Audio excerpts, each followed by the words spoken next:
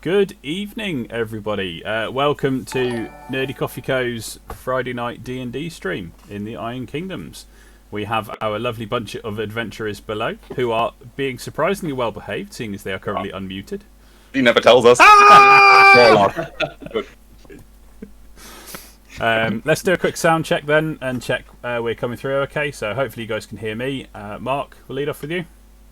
Arwen's in the house. Oh, hello, everybody. Let's not pass out this time. Hey. Good evening, everyone. Solix is having some difficulties with his computer this evening, so you can see I'm in balloon land rather than my normal forest. And also, my Roll20 isn't working, so I'm completely blind and Chris is controlling me tonight. So this is going to be a wild one. Welcome along. Also, congratulations on finding all the emotes. Well done. Hello. It's very difficult to follow that, wasn't it? Yeah. Why do I have to go Understated. Solix every time? Understated but classy. Yeah. So just let us know in the chat if you can hear us or anybody who happens to be watching the stream. Actually, I've just turned the volume up on my tablet. I can hear us, so that's grand. Welcome in to those who haven't been before. Welcome back to those who have.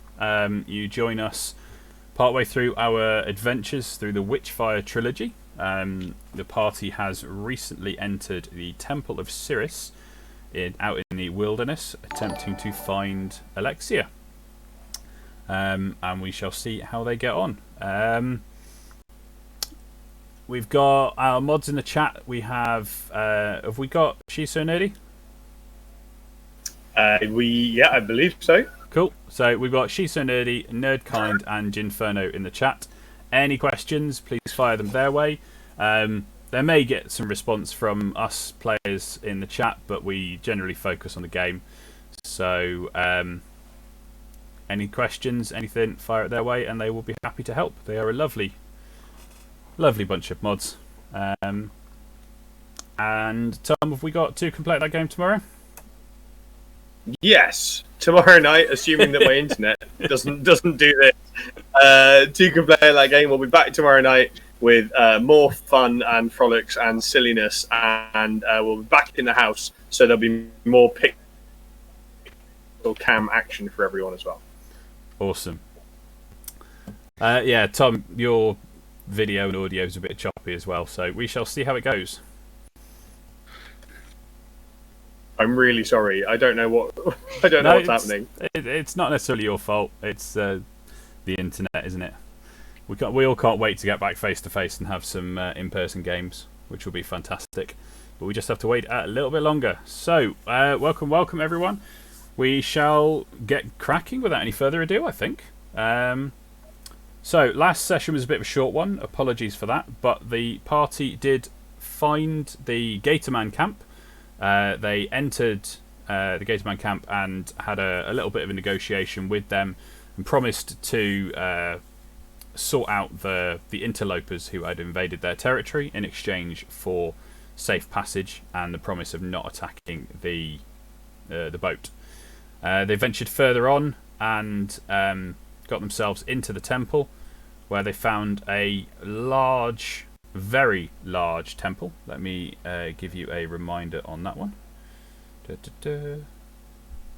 So they found in the forest the Temple of Siris, this behemoth of a structure, somehow hidden away in the woods, in the forests around Signar, around Corvus even.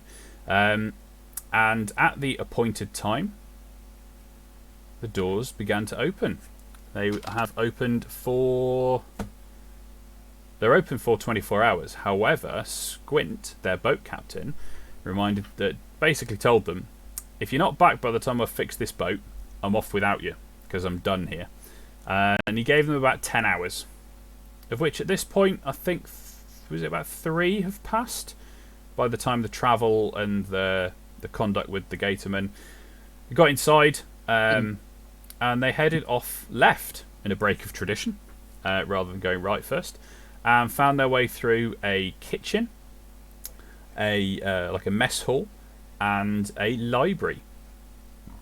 The library was full of all sorts of books and texts, as well as these weird sheafs of copper films all banded together,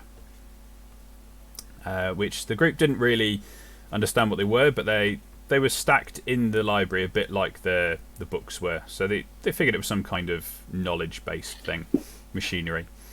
Heading back across to the other side of the Great Hall, they entered this room here, which at the time had a series of dead bodies on the floor covered in sheets, and these priests that are in the room. In what? Sorry. The priests that were in the room appeared to be praying over them.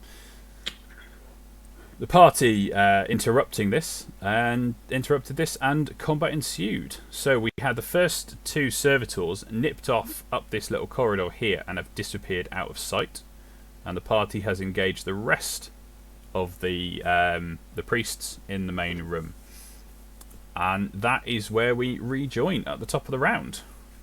Winner. Top, you're away. Right. I will be legging it in so I can get a better view. And I can see the one up there. I'm going to shoot at him. The one in the top corner, yeah? Yeah, this one here. Okay. Because Ingo's got that one covered, it's fine. Yeah. Quick question. Am I meant to have temporary hit points? I can't remember. Yes. Yeah, Yeah. the bear totem. Did you do it on the boat? I did it because we had a rest. I've done it Was it in the kitchen? since the rest. Yes. I did it at the start of the Yeah, temple. yeah, you did That's it in the fine. kitchen, didn't you? Yes. I just didn't want to be cheating. No, it's fine. I mean, I will cheat if needed, but obviously. Right. Let's have a look. Maze Rock Pistol at him. Normal shot. 15 to hit. Is a hit. 9 damage. Is spot on. And he slumps down into the corner. I spin on my finger and reload it. Fantastic. Anything else? No, because I've used my bonus to reload. Reload. Ingo. I'm going to start today off with everyone's favourite rapier. Huzzah! Huzzah! Huzzah! I don't know why that was an advantage, but So we would normally take the first one if you've rolled with advantage accidentally, which unfortunately is a miss. A That's about 13 right. Does not hit, which is 'Cause I odd did 3 because you damage. rolled. Yeah, you rolled more than 1 damage. it doesn't hit if it's more than 1 damage. So that's cool. It is that priest's turn. Which one's that? This one. And what's he gonna do?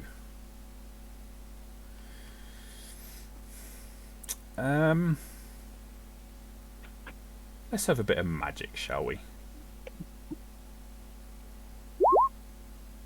And a shocking grasp against Ingo. Does that hit on a 10? Nah. Trying to use magic against me, what you're playing at. Okay, so he reaches forward and sparks of electricity shoot from his fingertips, but they ground onto the metal flooring before they hit home. It is Arwen. So Arwen, seeing his colleagues being potentially assaulted by this roguish chap in strange robes, will take his short bow out, notch an arrow, and do a bit of damage. 18 is a hit. You get sneak attack because Ingo is there for 10 damage. That's it.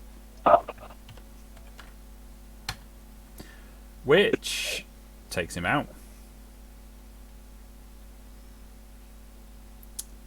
So that is the end of the immediate combat.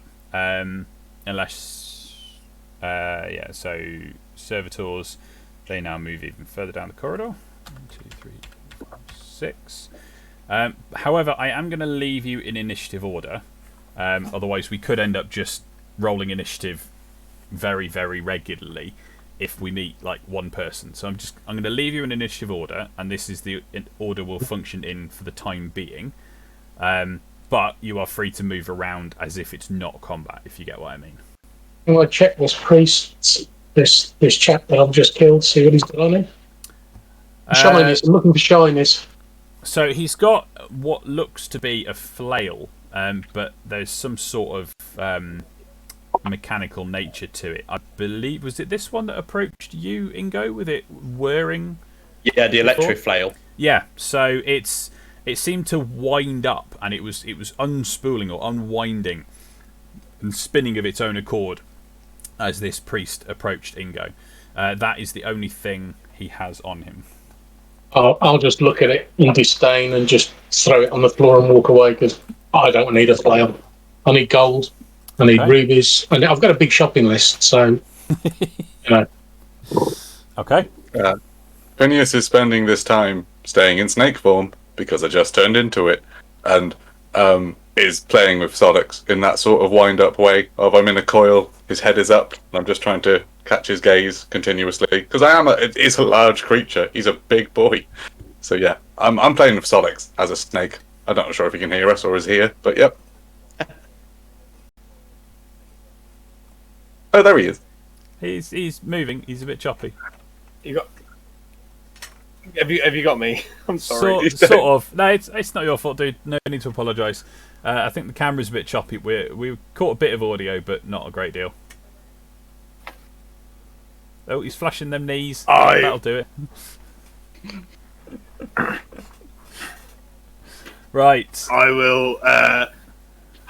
Hopefully you can hear me. I don't know if you can hear me, but hopefully, what we'll do is we'll play as though Solix can't see anything, and we don't know what he's doing, and you can basically blindly move me around, tell me occasionally to say something funny, and tell me what to roll, and that is basically. We'll go with that. Fantastic. I'll tell you what I'll do. I'm going to give James control of Solix. Oh my word. Yes!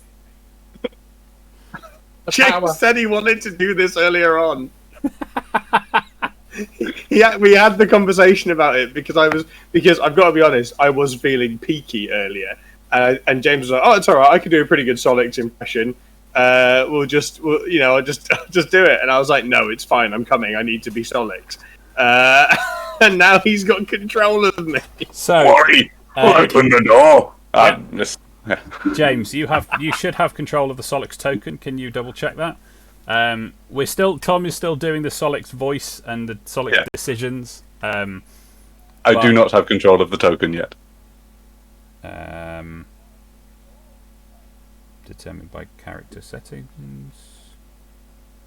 Although I will say we managed to hear I at least heard all of that, Tom, without any issues. So. Yeah. Oh, well, that's good. So you can hear me okay. So even if I've got to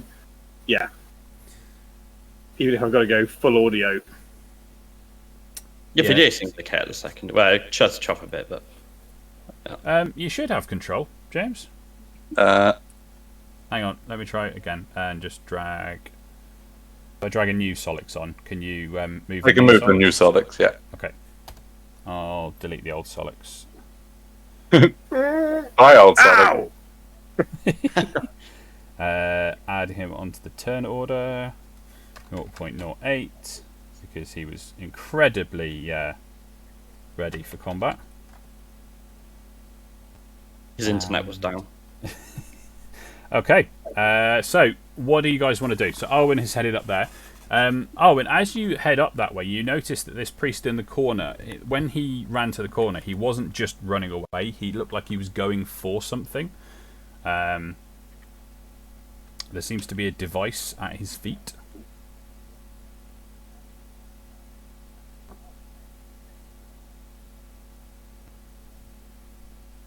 Did you say something, Mark? No. I'm going to go over and check this chap over here. Okay. So you find there is a gun-looking object. James, that's very distracting.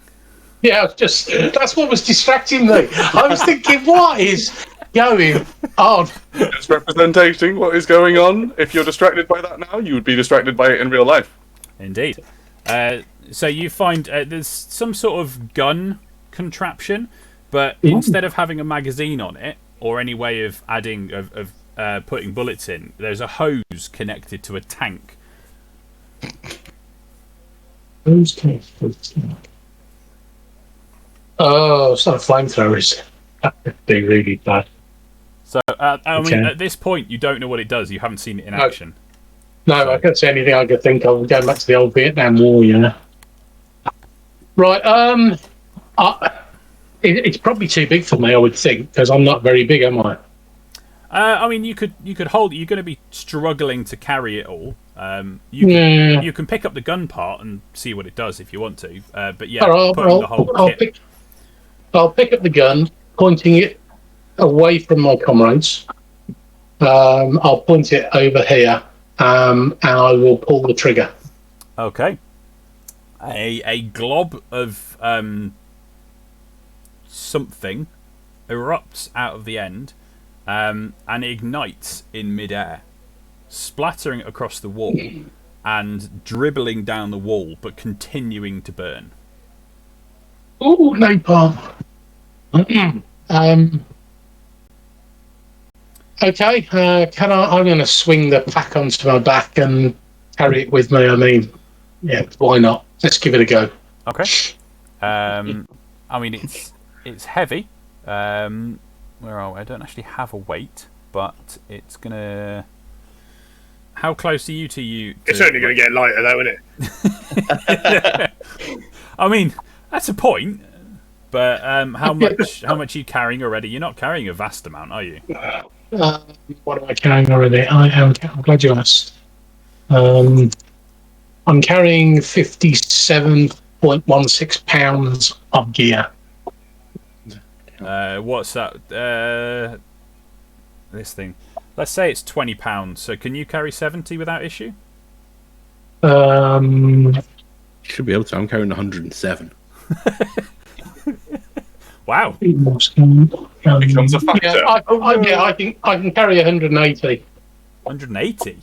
Apparently, I've just clicked on weight carried, Okay. and it says carrying capacity 180 pounds. Maybe that's generic.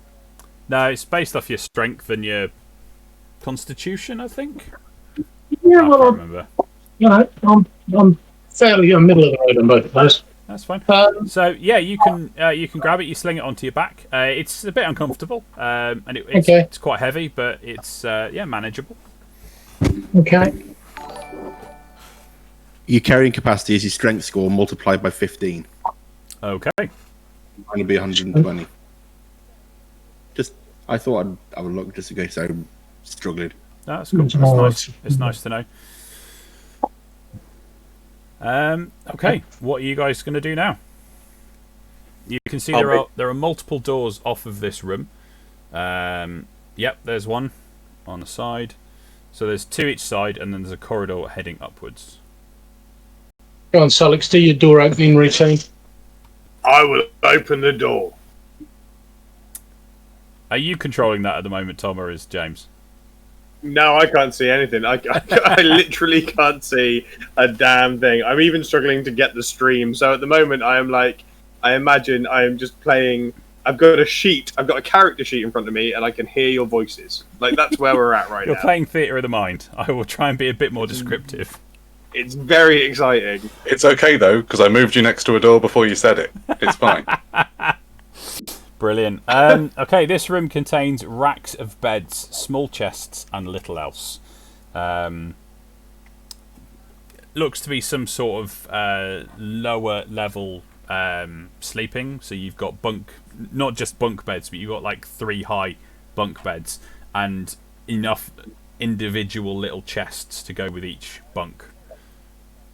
Very little personal space. Guys. It looked like some sort of low-level sleeping. There were 3 bunk beds, and then there's enough chests, so there's for each bunk. Shall I just give the descriptions in Solic's voice? Well, you just said the word chests, so Arwin leaps forward and starts rummaging through each chest to see if there's anything shiny in them. Okay. There is nothing shiny in them. However, you have you do sort of discover scraps and whatnot, not scraps of, components of the garb that these priests are wearing.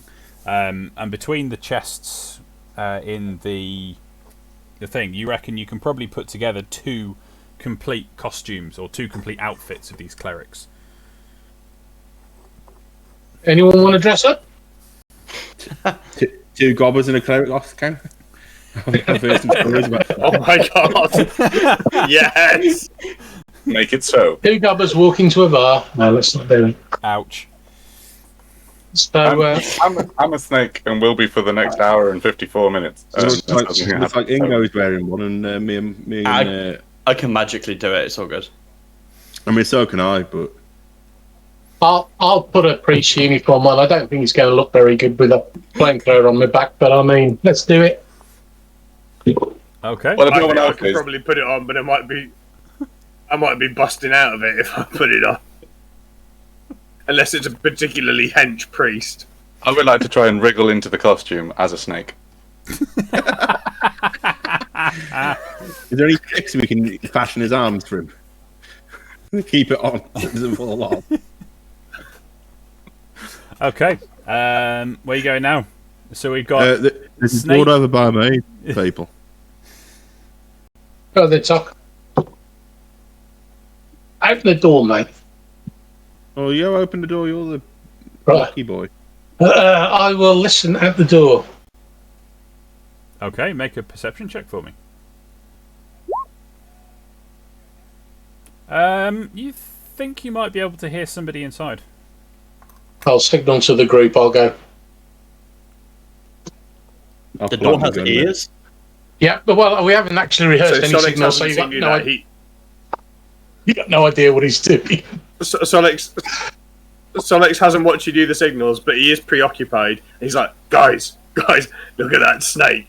He's trying to put on the priest's outfit. Silly snake, you don't have shoulders. Cool. I'll look at Tuck. You ready? I'm always ready. Got my pistol ready. Right. Can I open the door? Yeah. Okay. Oh, hello. Bang. Yeah, let me just roll their initiative. Imagine that's good. stealing There's you. already one of them in the group. Hang on, which ones? I just rolled those 2. So that one's gone. Let's drop them off for now. And Tok, you are first. Right. Bang, bang. I shot him down. I have got one more rune shot as well. I think. Hold on, let me have a look. See what the... From when I sleep between games, I forget everything. I mean, hopefully you sleep between our games, given they are a week apart. Well, yeah. I have been addicted to a couple of computer games in the last couple of days, so... Yeah. I've just finished right. Half-Life 2. Oh, thank God. Right. I will shoot him with... which rune shot shall we use?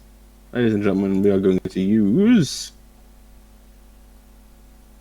let's use brutal. I'm going to use a brutal, Okay. which is that one. So extra 2d6 damage if I hit, and it's a crit on 19 or 20. Mage rock pistol. Let's hope for a crit, people. No, but it's an 18. It's definitely a hit. 13. 13 damage plus Plus your 2d6. another set 20 damage. Ouch. He's down. Kick open the door and boom! Straight in the head. He's just blasted into the wall. Good night, Slides Larry. down. He was sat on one of the bunks and he's now lying on said bunk. Not nice. Um, and I'll Sans- spin this. Sans head.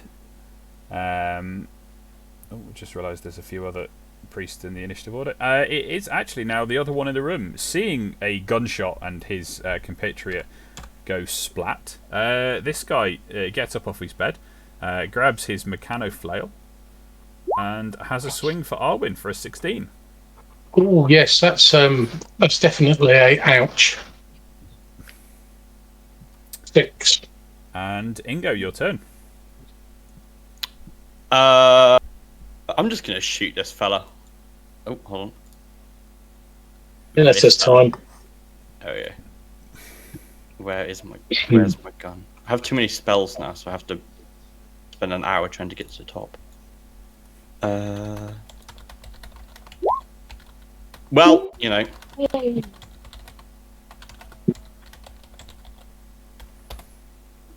Yeah, that's not going to work. I need to double check, but does the where is it? Does the repeating pistol have misfire? No.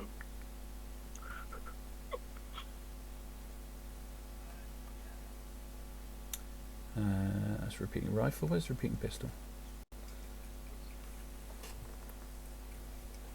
Repeating pistol. It does not have misfire. So that is just a miss. Okay, I will take it. Okay. Thank you, sir. Thank you so much. Is that everything? Are you done? Yeah. I've just realised what we're doing with Solix is a bit like a weekend at Bernie's, isn't it? A weekend at Solix's. Okay. I like to think of it more as Jaegering. Oh, two pilots, one machine. Ingo, you're done. Arwen, you're up. So Arwen's gonna snatch his dagger up and just, try and bury it into the chap. And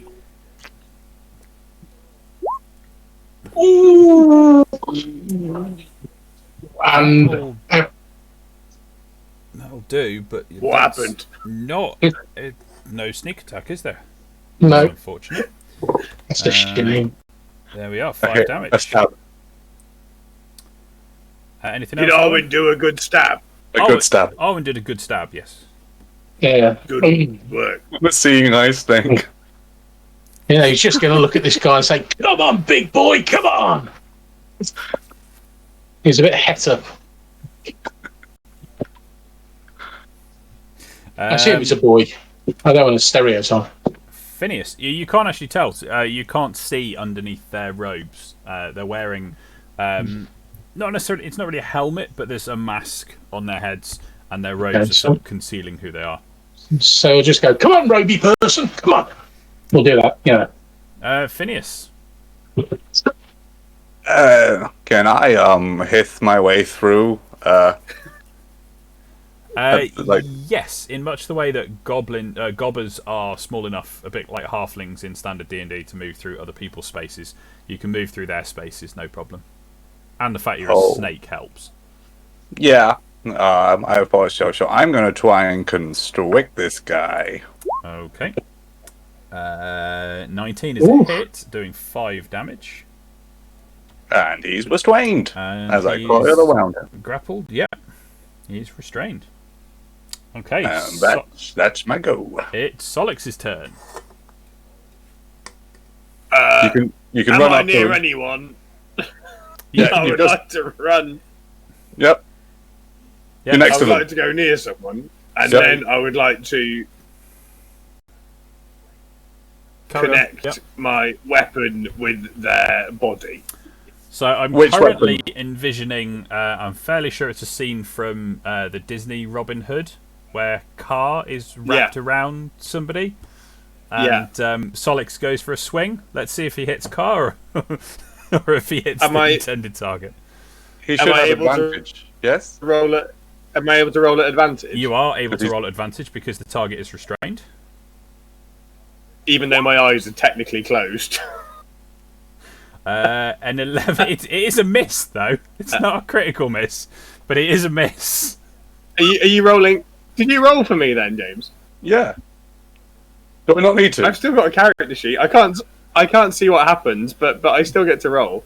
Okay, cool. Sorry. Give me something. Give me some. Go on, I'll then, Tom. relinquish some more control. Sorry. Roll it for yourself, Tom. Go on. Caspian Battleblade one-handed, yeah? Yeah.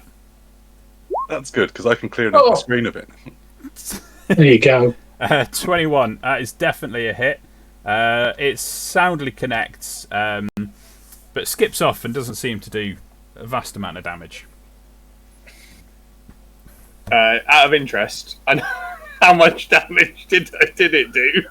So you did about half of what it had remaining. Okay, so then doing a charge. Yep. Because it's got lightning. For an extra I'm 2d8. just see if this works. 2d8. Oof. Ooh. Yeah, he's toast. Cooked him. He is absolute toast. Can someone tell me what I rolled? 14. 14.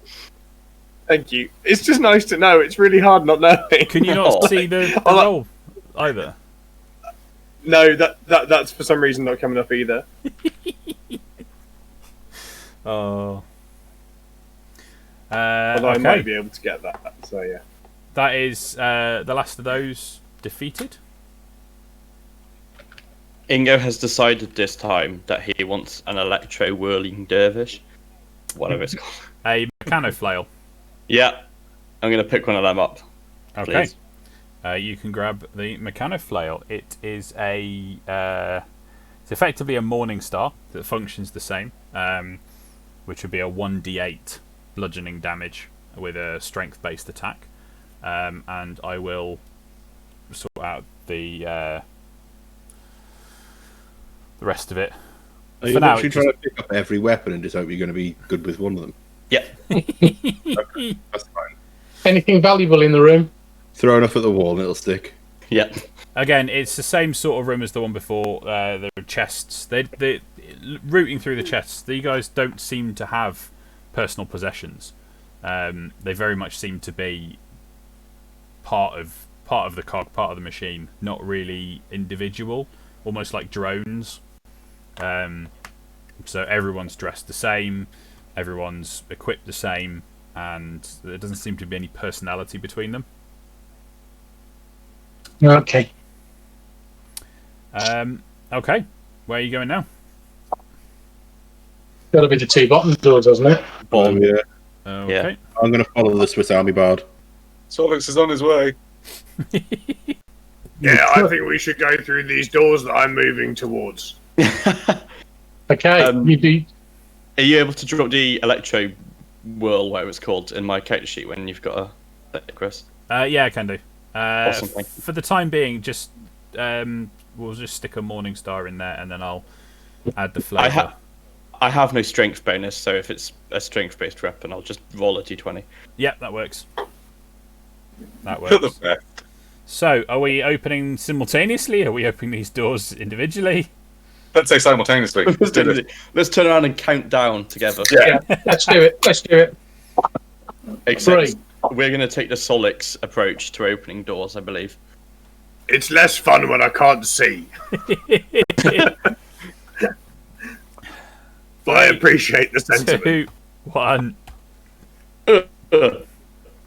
These appear to be the same again. They are bunk-bedded rooms. Nobody in these ones, though. Not disappointing. I was hoping it to explode with people and... I don't know. That's how we do police raids, boys. Yeah, that's... Should we go straight up now? I think so. Go.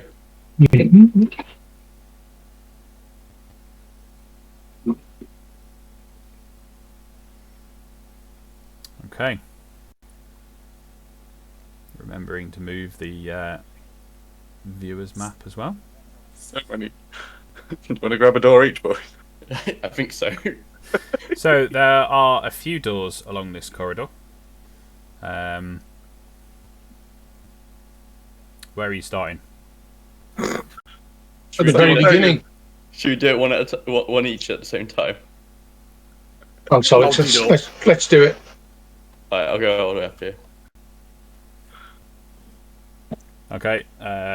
Do they all look like normal looking doors? So far, every door in this place has looked exactly the same, regardless of what was behind it. The architect had no Imagination. imagination, no. Yeah, that he went to IKEA and bought a job lot. Oh, So, To be fair, like, and this is just a point. Like, if I hired an architect to build me like a room at a house that happened to have lots of doors in it, and I went in and all the doors looked completely different, I'd be like, what the hell is wrong with you? Why do my doors all look different? Yeah. Drugs. That's what's wrong with it. okay. Also, You've did I got- manage to open a door? I'm a snake. Yeah, you managed to open it. Cool. It's them opposable tail. Oh, okay, that makes more sense than what I was doing. Banging your head on it. Okay, so you've got Solix is looking into another one of these dormitory style rooms with the bunk beds. However, It's dormitory. the other 4 rooms are slightly more spacious. These rooms have 2 beds, bookcases, and chests, and a rendition of Sirius's face is engraved on the wall opposite the sliding metal door. Now, there's been a droning noise throughout this temple, which I believe I told you about when you came into it. That as you got deeper and deeper into the temple, it's been getting louder, and it's actually been making it harder to hear, or harder to discern other noises over it. But if anybody were to step, or as you step into these rooms to have a look around, there's some sort of sound dampening that's occurring, and the noise is considerably quieter in these rooms. These are probably like the head honcho's rooms then. I don't know. Is there anything in the chests? Have a look. I will have a look. I'm trying to get to one before Arwen gets there. So we've got Investigation. no. You just open them. Okay. They don't need searching through. You can just open them. There are 8 chests between the 4 rooms. So let's have a look. I need to be on the correct page so I can see my rolls. 1, 2, 3, 4. 1, 2, 3, 4, 5, 6, 7. 5. Between all of them, you've got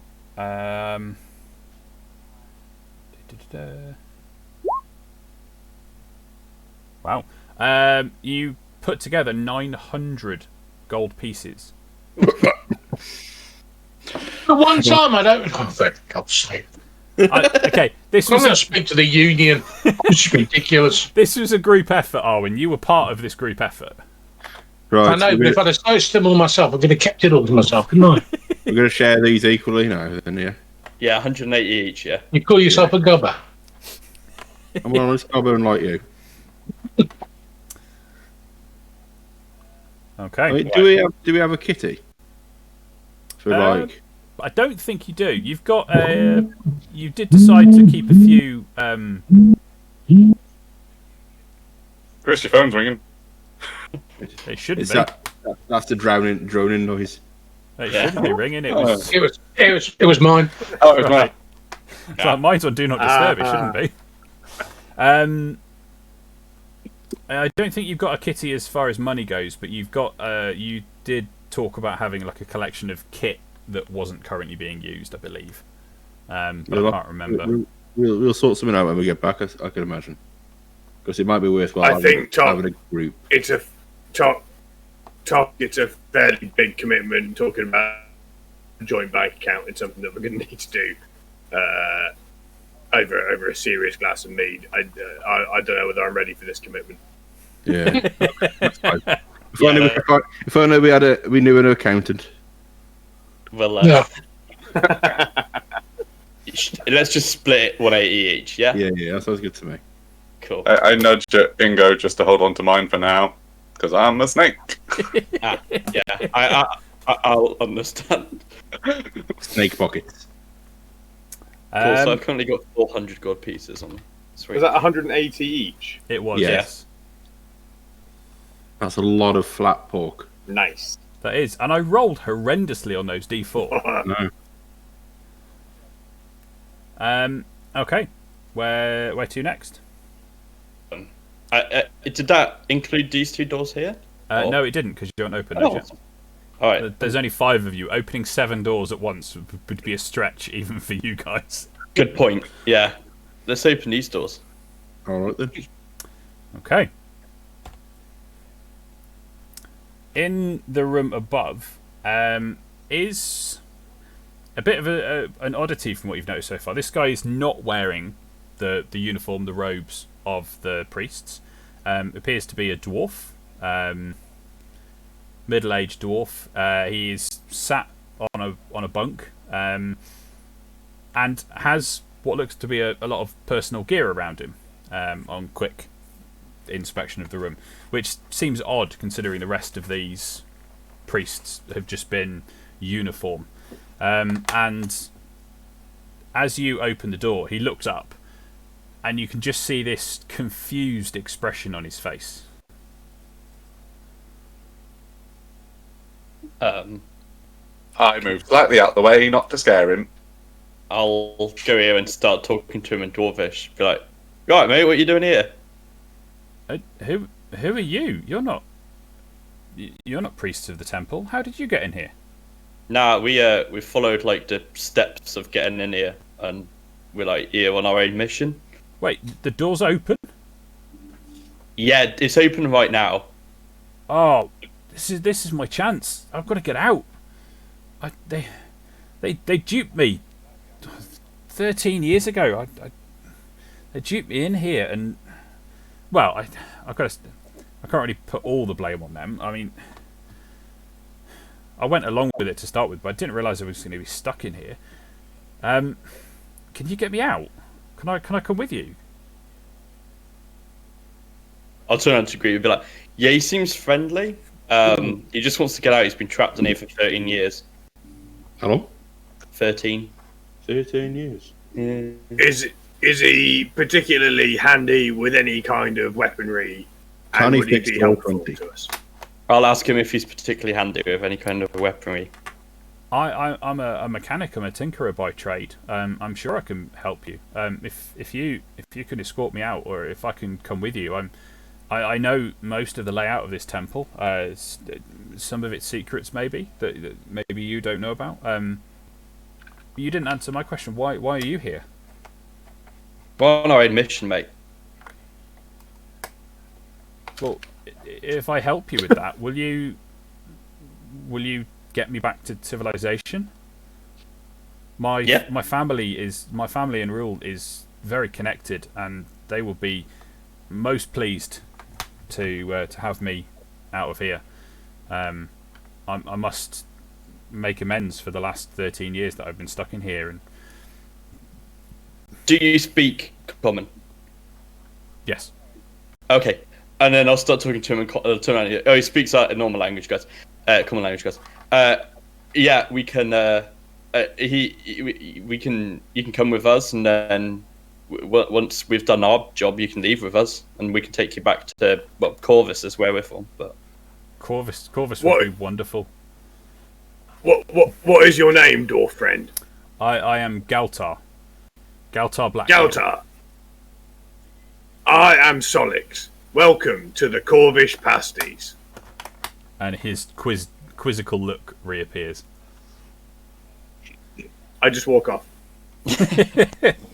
All right, follow us. That is enough. That is enough ceremony for our new friend. Like, yeah, follow us and hit things when you think they need to be hit. Cool. That's our job. That's what we do here. Does he look like he's got any shiny things on him? What do you mean by shiny things? Well, does he look like he's got a coin purse or something that, at some point may end up being liberated for the greater good of me? He might do. He's currently holding a shield, which he's just picked up from his quarters. You can see he picks up a carbine of some description, slings it over his back, and picks up this almighty wrench that just you can't think. I mean, something of this size. Hopefully that comes through on camera. There we are. Chris is holding up a wrench. Oh! Something of this Those size. that can't see it's enormous. It's about the size of my head, I think. There we are. Yeah, I can hide Oh, behind it. no. So, You lifted it up very easily. It's as if it wasn't made of metal. it is partially made of metal. There is actually metal in there. But Okay, yes, David. this it appears to be both at the same time a weapon and a tool. And he slings it over his shoulder and steps out to join you. Well, I'll just keep an eye on him because I don't want him getting into any danger. And if at any point there seems to be the ability to relieve him of any of the weight that he's carrying to help him move quicker, I'll do that. While Arwen's eyeing up our new guest, I will go into the room I'm next to and see if there's anything in the chests for the party. Okay, can you roll me a D100 then, please, Jace? What'd you get? 57. Okay, roll me a D4. Oh, dear. Oh, You found another 100 gold. right. I'll go round everybody, including Arwen, and go, yeah, it's 100 gold. 20 gold. 20 gold, is it 5 of us? Yeah, there isn't. Yeah. 5. Is another 20 gold. I'll be like, I need another 20 because I'm holding the snake's money. Yeah, well, I would have given you 40. That's not a sentence I ever thought I'd say. Holding Holding snake's the money. snake's money. And he said money. Okay, so as you step to this corner, Solix, you can see 2 servitors and behind them 2 priests. Let me just go and find some character sheets and some initiatives. Have they seen me yet? Yes, they are. We rolled new initiative. good. Do you? Yeah. Okay, we'll roll a new initiative now. It's not like the bottom. Sorry, but it's like, you know. It's going to be done the same way. So Sonic seeing these people will give his, his standard welcome of "Oi!" Okay. I have a bit of arranging to do on my screen to make sure all the character sheets fit. And if I roll initiative, or can you roll initiative for Sonics? Yep. You can roll initiative, and I can just add the turn if you want. Okay, That's that'll do. Thank you. And out of interest, Chris, on a sort of side note, because we know that you've been building the incredible stuff that you've been building over the last couple of weeks for cosplay. Is Galtar going to be your character you'll be cosplaying at Nerdy? No, he won't actually. Okay. I just wasn't sure when you said about the wrench. I thought, oh, is this the character that we'll see at Nerdy in real life? Chris will be role playing Alexia. Oh man. Wow, that would be impressive. There will be buckets there if people feel ill. I definitely know that's what I want to do now, so that when Chris is there in his lovely, lovely thing, I just turn up in a white dress and be like, cosplay, yo! Oh, actually, I do remember a different member of this group. Quiet, you! Shut up. That never happened. Salacious. Right. The best thing is, the best thing is, I was about 17 at the time as well. Right. Okay. Here we Isn't that how go. old she is? Moving on. Yeah, she is 17. So, the Sirius Priest gets to go first. Seeing Solix come around the corner, he is going to try. Oh, this is going to be interesting. He's going to use Catapult, forcing Solix to take a Dexterity saving throw.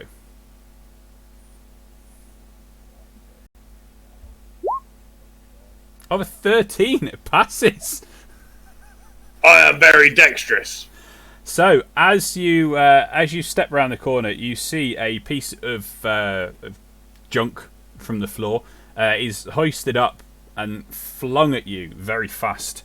But you just manage to get your head back around the corner, and it glances off the corner and embeds in the wall behind you. That would have hurt if it had hit. How much are we saying it would have hurt? 14. Oh, it would have hurt 14. I can see that now. Yeah. Oh, Yeah. that's a lot of hurt. Yeah. So that is him done. Ingo. Right, I need to do some moving. Ah, I see this. And I will on to this guy. Which one? The back right? This, Is that? yeah, back right. Okay. Yeah. Cast a shatter. Okay. What are we taking there? Constitution save, wasn't it? So we'll go with the priests first, because it's anything with a 10-foot sphere. So priest on the left passes. Priest on the right fails. And the servitors are at a disadvantage on this, aren't they? Indeed. Because they are made of metal. On the left. Come on, why are you not rolling with disadvantage? I've got disadvantage checked, but it's not. But they've both failed anyway. Yeah. Okay. So 3d8 damage, halved on the priest on the left. So shall I do the halfling one first then? And you just roll your 3d8. Oh, that sucks. Yeah. The way spells like that work is you just roll your 3d8 and then it applies across. So, fortunately, a few of them failed, so there is some damage there. -2. Just quickly to answer Karth's question in the chat. We'll kind of continue as long as I can keep prepping sessions. If I can find other things to go on to after the Witchfire series is continued, we'll continue. But the plan was to do the Witchfire trilogy, so if we end up with other commitments at the end of it, then we may well have a different session, a different campaign. We could DM, someone else could DM, couldn't they? That'd be fantastic. Within the group. Yeah, I'm happy to do that. But yeah, so the plan was to go to the end of the Witchfire trilogy. We are in Act 2 of Book 2 at the moment, so we're roughly halfway through, I think it is. But that entirely depends on how well this group play.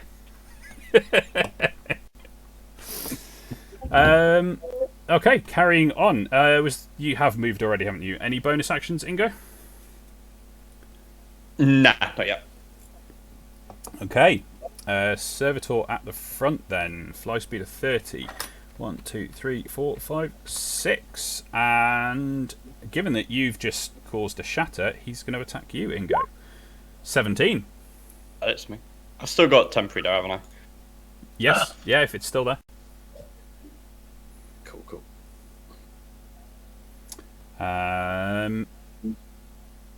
The constrictor snake. Hello. Constrict. Or try to. 10 is going to be a miss. And for flavour, it looked like I jumped through him and missed. So I'm going to end up there. But I think I can move there without giving a thing, can't I? Yes. Yeah, you can. You're still within 5 feet. Cool. I have to remember we're playing D&D, not Iron Kingdoms. Because that would have done if we were playing Iron Kingdoms. But that's a bit of a different system. It's the Cirrus Priest. It's the other one at the back. What's he got? Now, let's see if it actually works, because I did set one of these up to have a different spell. Did I make it work, or did I break it? Fingers crossed, everyone. No, I broke it. Bear with me. It was on this one. There we go. Okay, a bolt of lightning shoots from this priest. I think he said to take a couple of steps forward to do it, towards Solix, striking the metal of your armor and your shield, playing all over your body in the process, causing 3 points of lightning damage. Oh.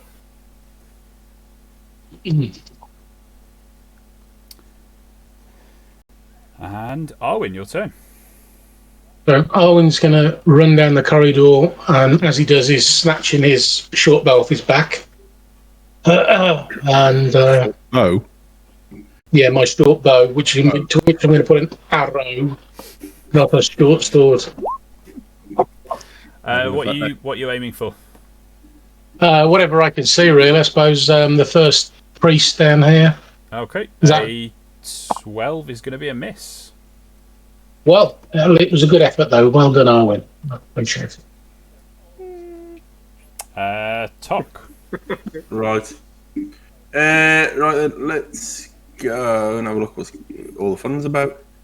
If I can get to there, can I see this fly boy here? Yeah, I mean you can see it through Solix's square. Even Solix isn't 5 foot wide. Or yeah, I'll still go there though, and I'll still shoot it. That is absolutely fine. Right. Where's my character sheet? There we go. Just a normal, bog standard run-of-the-mill shot. Is that a crit? That is a crit. Yes. It's weird because it's a bit delayed coming up on my screen. All I saw was the plus in the middle. Yeah. Like that only appears when it's a crit. Yes. That straight through the centre eye on that servitor, and it drops like a stone to the ground. Thank you very much. I spin my gun on the finger and blow and reload. Okay. Next up is Solix. You are free from the combat in front of you. There are some enemies down the hallway, though. Can I reach those enemies down the hallway? I believe you already are. I will use holding my shield up and running down quickly towards them. I will slash with my Caspian battle blade and do a bad job. Unfortunately, that is a miss. That was worth waiting for it. Okay, it's the servitor right there's turn. It's going to float into the gap and have a claw grab attack at Solix for a 16 Solix. It's not enough. Galtar's turn. Okay. What have we got? We have 1, 2, 3, 4, 5. Yeah, speed of 25. He's going to go all the way to the corner there. He is going to unlimber his carbine and have a shot at the priest at the back. He stays. That's a good start. So, 5 damage to the priest at the back. And it's that priest's turn. Bit of a combat ensuing. He could bandage, couldn't They aren't actually clerics. So, where are we? No, I tell a lie. So he does have mending. Let me have a look. It's touch. So he's going to step forward and cast mending on the servitor in front of him. Because they have a funky doody thing where they can use it to heal constructs.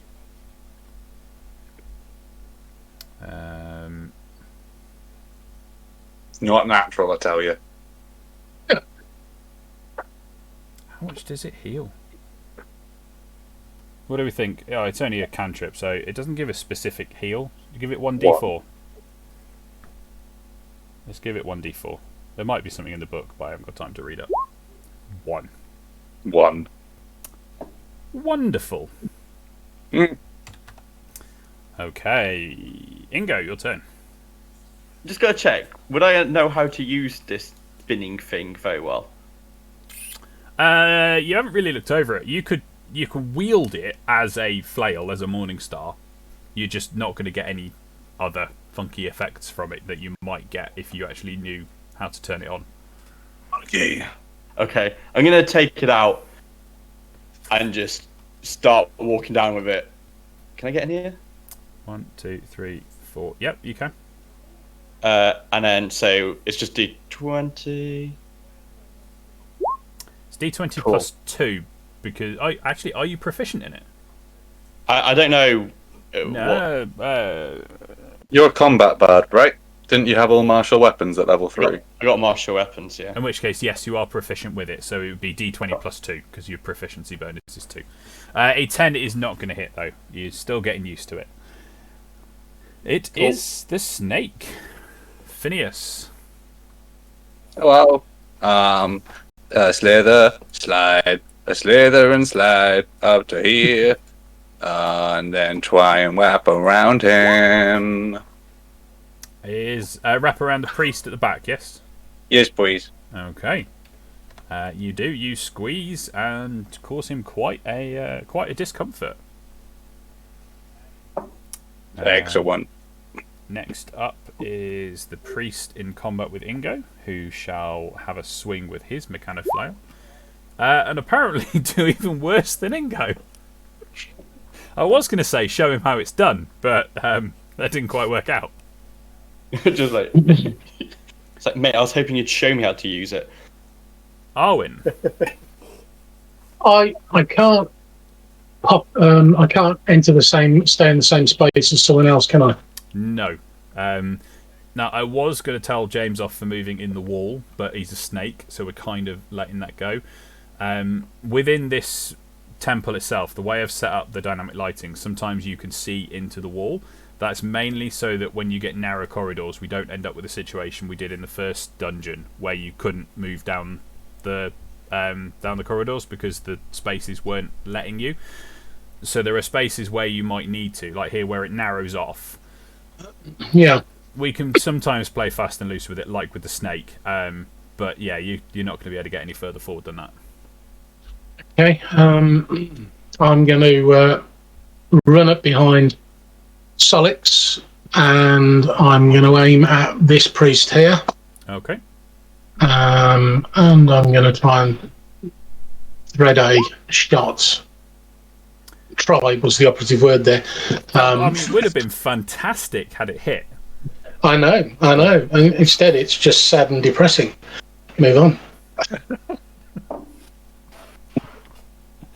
The arrow's lying at his feet. He's kind of fumbled it. He's going, oh no, just pushes it away. Talk. Hello. Can I see any of the enemies? You can see them. It's going to be a difficult shot. There is a combat embroiled at the end. But you can see them. I'm going to shoot this one here. Okay. Normal, bog standard run of the mill shot, by the way. 19. Is a hit. Yes. 13 damage. 13 damage. You take him down. You're not doing any work down there, is it all just on me? Bonus action reload. You and the new lad, I think. Okay, Solix. Right, let's try this again. Have I got anyone in front of me still? You have a servitor directly in front of you, yes. Oh, a little electric chappy. Yes. Then, how likely is it that I can? Because I've got my sword and my shield at the moment. Yep. Yeah. If I wanted to move to just using two hands on my sword, is that a bit of a faff, or is it like, can I just do it? I mean, you can drop... If you just want to drop your shield on the floor and grab it with two hands, that's totally fine. And that's a free action. It's not going to cost you anything to do. You just need to remember to pick it up again later. Cool. If you wanted to stow it, you can do that as part of another action. So actually, you can stow one item as part of a movement action.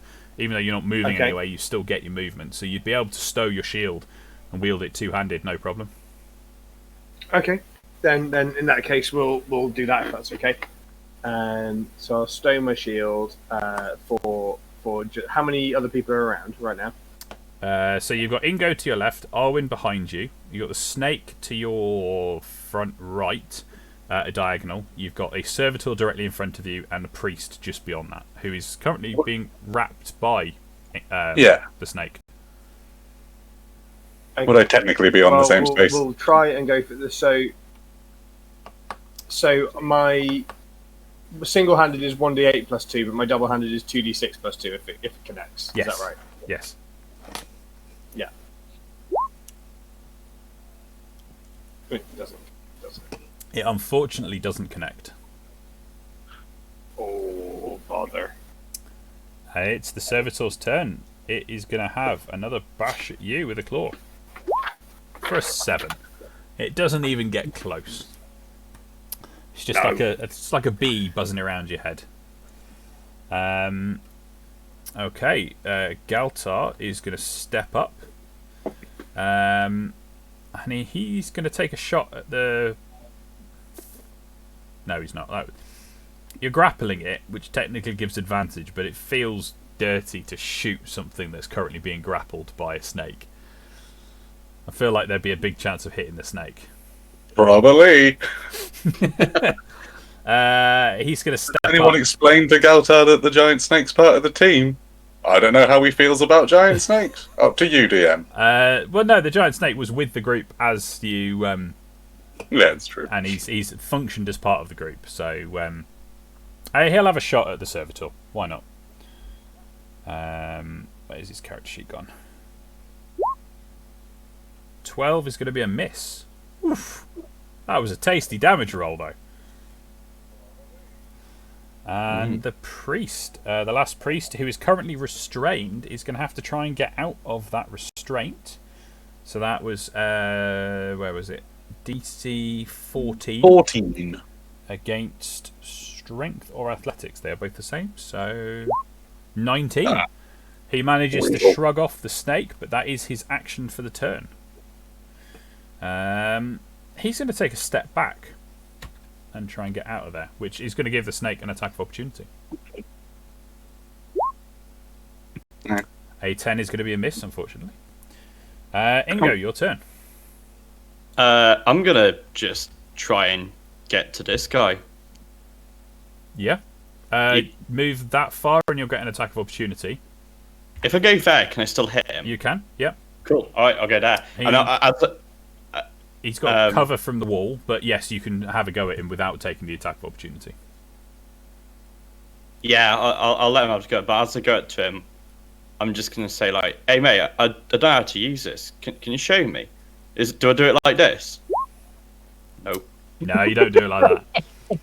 You swing it around and it clatters off the wall before you manage to get to him. Phineas T. Snake.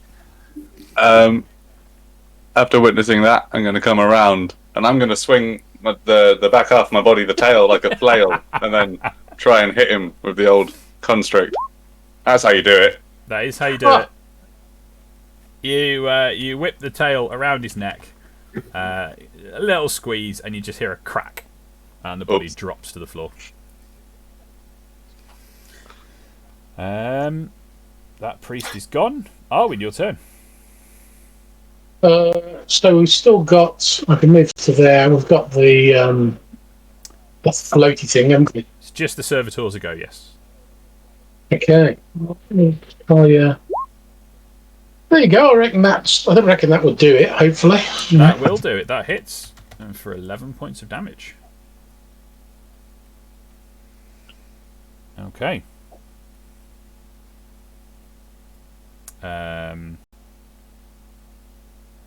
That was with... Were you shooting it with your short bow? Yes. You're in combat with Would that be... Sorry? You were in melee with it. I was. I kind of put it right up against it, so I should get an advantage when I'm... You actually get disadvantage for using ranged weapons. I know. I'll do it again. Do you want to use your bow or did you want to use your dagger? Yeah, no, that's fine. I'll do that. The 17 would still have hit. Yep. So we'll go off the original damage of 11, which I realise wouldn't actually quite kill it. Because I was reading their character sheet slightly wrong. Okay. It is just floating on. Tok, your turn. Right. I'll just shoot it. Why not? As if I had to think what I was going to do. I think if I go down there and pistol whip it, knowing me, I'd miss. Oh, do it. Pistol whip it. Pistol whip it. No, It's a I'm good sorry. idea to do that. I'll do the more reliable way. That's a hit. That does it. Okay. It is now down. Fantastic. You guys are out of combat. But not out of trouble. I'm gonna realise that before these things were spinning, and I'm just trying to bonk them. Sorry? My flail I had. Gonna hit them. Oh, okay. Can I have a look at it and see if I can work out how to make it spin? Yeah. I remind you, we are pressed on time. Make an investigation roll. This is only a cursory glance over it. An 11, you can't figure it out. Cool. Are you checking that door? I've had enough. I'm keeping the door open. I'm sick of these things. Okay. Short sword in one hand, dagger in the other. Empty. That was spectacular. In there, bear with me, let me just tell you what it is. The room is piled high with sacks, crates, and barrels. Ooh. Search. A quick cursory glance through it. It looks like it's supplies, it's food, things like that. Okay. Fine. Yep. I'm going to open this door near me. Okay.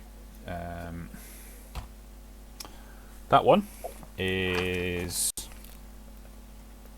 Where is it?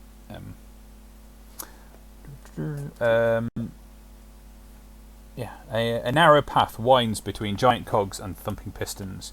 You're nearly deafened by the noise of the machinery. Valves, levers, and strange dials sprout from the mechanical morass, seemingly at random. Glowing rods and spheres are buried deep in the machinery, illuminating the chamber with an eerie light. Right. Some sort of machinery in here. Wonder if the new lad knows anything about it. Yeah, Galthor, you put your spanner in the works. I imagine if I put my spanner in there, young lad, that it would break off. Right. This is purely an access panel for maintenance on the machinery. Excellent. Right, let's go and find out what machinery this is doing. Okay, last door at the bottom then. Yeah. You come up to it. There doesn't seem to be a way of opening this one. Solid. Can I search for sort of hidden locks or anything? You can, yeah. Make a perception check. Perception. Persuasion. After Arwen has done that, can I check the door for punchability, please? So, Arwen, you're looking around. You cannot find any hidden mechanism to open the door. Solix, are you going to punch the door? I would like to assess the door using my my Trollkin door smashing knowledge. Make an investigation roll then, please. Let's be a 20. Let's do investigate with his fists. You determine there is a very slim chance of breaking your way through this door. Very, very slim indeed. I'll turn. What's his name? Galfor. Is that his name? Galtar. Galtar. I'll turn to him and be like, "This isn't one of the secrets you know about, is it, mate?"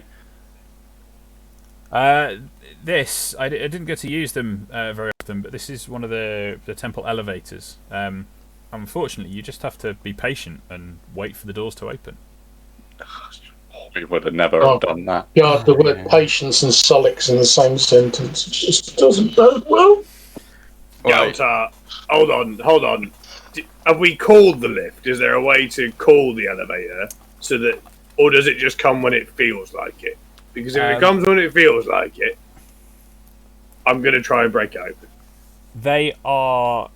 They're timed. They don't need calling. They don't just come when they feel like it. They're on a cycle. And as you're discussing this, the door opens. With a hiss, it slides back into the wall, revealing a circular room with a door on the other side. Mm. Should we go in? You're the Yeah, boss. well, Okay, yeah. Is it big enough to fit us all in, or is it going to be like one of those really cramped, like sardines? And is there elevator music? There is Really? there is elevator music. Bam, bam, bam. Farted. It's wrong on so many The levels. girl from Ipanema, isn't it? That one? Who knows? Something like that. That's sick.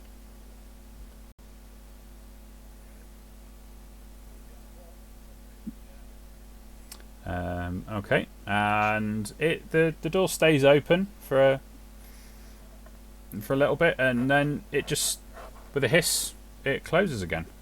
We'll just look around at each other and smile.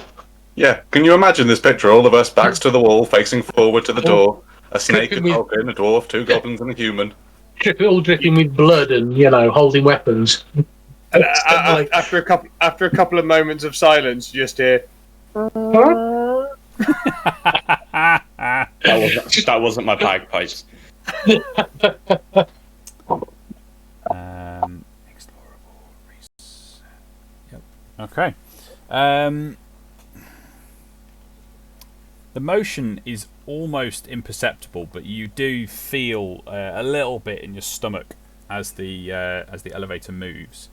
And where are we? You are now.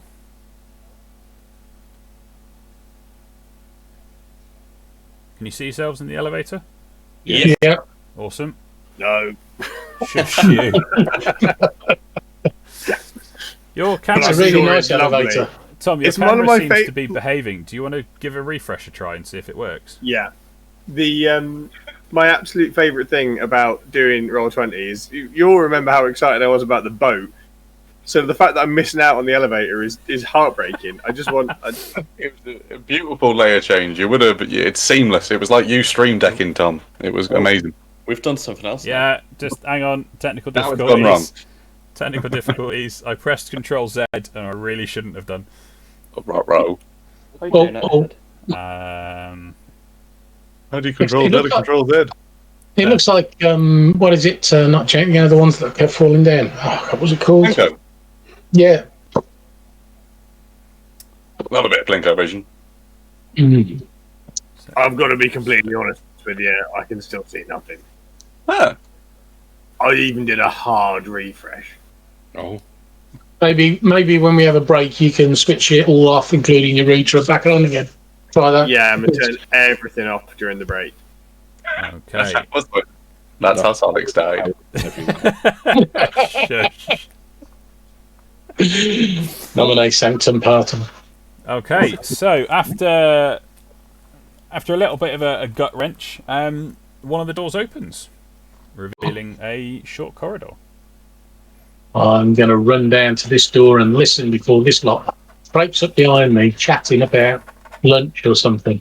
As Arwen steps out, Galtar pipes up and says, we best all get out, otherwise we'll get separated. The elevators don't wait for anyone.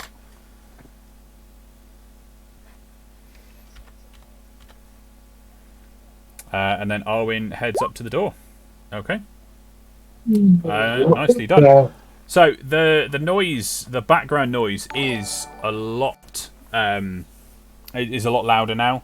It's definitely starting to pick up, and you are struggling to hear much. But you can't hear anything above the background din from this room. Is there an obvious way to open the door? Is there a handle I can open and maybe just push the door open slightly and look inside? Not really. As with all the other doors and the way they've functioned, once it opens, it just slides back into the wall. Everyone ready? Yeah. Let's Really, go. really be. Okay. Hit the button. You've opened the door again. This room, again, it's piled high of racks and barrels and all sorts. Different kind of stuff. This one doesn't appear to be food and perishables and stuff. It's more like components and parts. But this is still definitely a storeroom. Storeroom. Just to simplify, so that I don't have to be on all the layers at all the times, I'm going to give control of Galtar over to Mark, just so that he can keep him up with the group. Okay. All right. It's really fun, Mark. I'll just keep them at the back out of the way, as I don't know. No, that's right. fine. It just means you can move the token so that I can stay on. No problem. If I do something you don't want me to, let me know. Yeah, we'll do. Arwen's going to check to see if there's any shinies lying around in this storeroom. There are lots of shiny things. There's lots of metallic objects. Oh no! But no coins, no coinage that you can see. Okay. 200 gold so far. It hardly funds the shoes I wear. For God's sake, it's not good. Getting a bit desperate. Do you say that out loud, or do you mumble that? I'll mumble that. Upon hearing you mumble that, disgruntledly, Galtar will pipe up and say, "That contraption on your back, that's worth a fair few gold to the right buyer." Is it? How much gold? I mean, I haven't been out in the world for, as I said, 13 years, but it's something like that could have been worth maybe 500 gold if it's still functioning. And this... Oh, if it functions. Oh, baby. Oh, we're keeping this. Also, when you factor in inflation over the last 13 years, you might do a bit better than that. Thank you, Galtar. I appreciate the heads up. Ingo will look at Solix very confused by that sentence. By Solix's knowledge of inflation situation that we have in Corvus at the moment. There are two things that I have learned over the years. That is that flat pig is delicious and make wise investments. Solix is a bit like Father Jack. Hopefully not as direct. Okay, so no impressions. No. Family show. Solix, you buy a door, by the way. You are by a door. I choose. Are we in a situation where I can choose to open it? Tom, we're always in a situation where Solix can choose to open a door. So then, I wanted to make sure that I wasn't overstepping my. I felt like I've opened a lot of doors. If anyone else put it to go, I will open the door, please, Chris. What is behind the door? A corridor. And I mean, I'm really into this door opening bit, but I've got to be honest, it has been fairly underwhelming.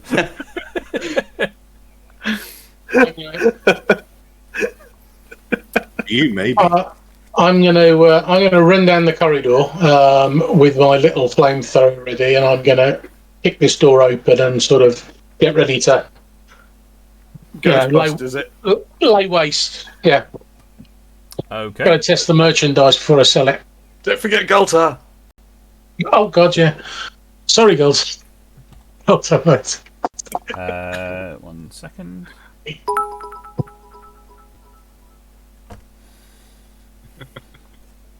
Thank you for cheering, Bits, Nerdkind. Are we in a hype train? Yeah. Ah, hey! Hype train! Thank you for all the subs. Thank you for the hype train. We shall open the door and kick off this. I say this combat. I don't think it's going to be a combat. Okay, long tables filled with metal bits and pieces fill the room. Glowing rods stretch between the floor and the ceiling, illuminating the chamber with a harsh white light. A solitary figure is hunched over his work at a nearby table, manipulating tiny metal parts with his silvery tools. Silvery tools? Yeah, that's what I Calm said. down. Okay.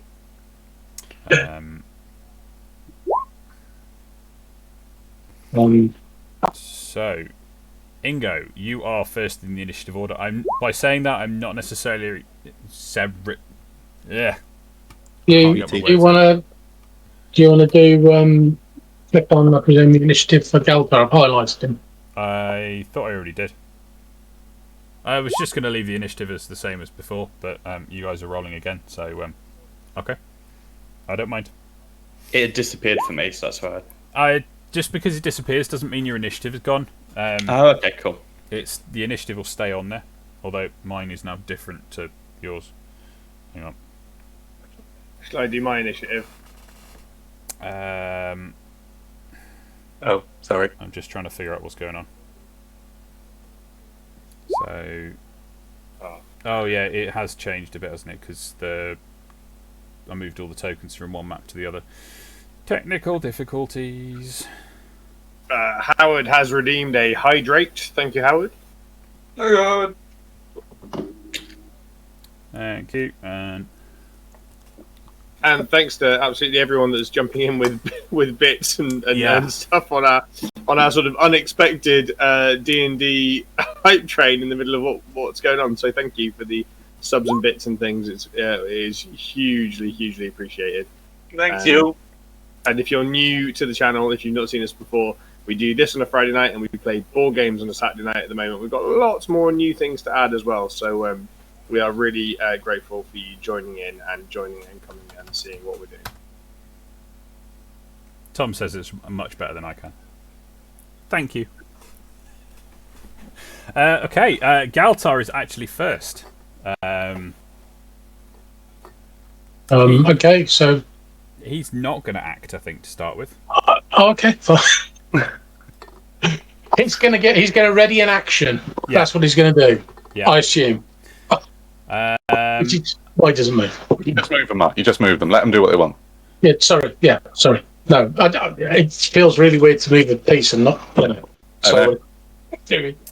So the priest is next. He hears the door open and looks up from his work with a fairly dumbfounded expression on his face, and he's sort of shocked into not doing anything. Ingo, your turn.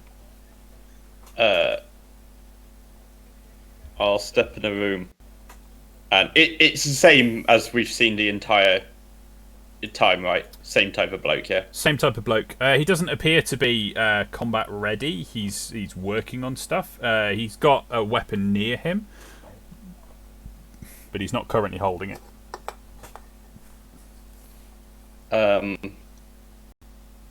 I'm just gonna. I'm gonna shoot him. Okay. Spinny has taught you nothing. We're not questioning anybody. We're just slaughtering them as they come. Look. Right. It's a long-term strategy. That's a solid hit, and it punctures the side of him, and he reels in pain. Phineas. Hiss. So pissed off. Yeah, Phineas is rather hissed. Sad snake. Well, I'm a snake. I'm very conflicted. Right, okay. I'm dropping my snake. That's been fun not talking for ages, just to... But he really needs to admonish the party now and can't do it in snake form. Nope. Whoa, is how I'm spending my turn. Ingo, weary? It's just one of them. I've been trying to catch one for ages. Hello, friend, is how I will spend my action. Arwen. So, seeing the snake transform back into, a lovable rogular figure, I will ask him as I go push past. Excuse me. I'll walk past him, lean back slightly, and go, say hello to my little friend. And I'm going to pull the trigger. Now I don't know what the range on this is, so it could be really sad. It could just go there. Or it could, be really spectacular. What's it going to be? Okay. Make a roll. I don't know what roll I'm making. It's a ranged attack roll, so... What would I use, though? Just a short bow, something like that? Yeah, short bow will work. A 13. It, I believe, just misses. It does just miss. So it lands. The glob lands on the table. You could tell it had the range for it. You were within range, But the glob of fluid lands on the floor on the bench next to him and just starts burning on the bench. Fiddlesticks. That's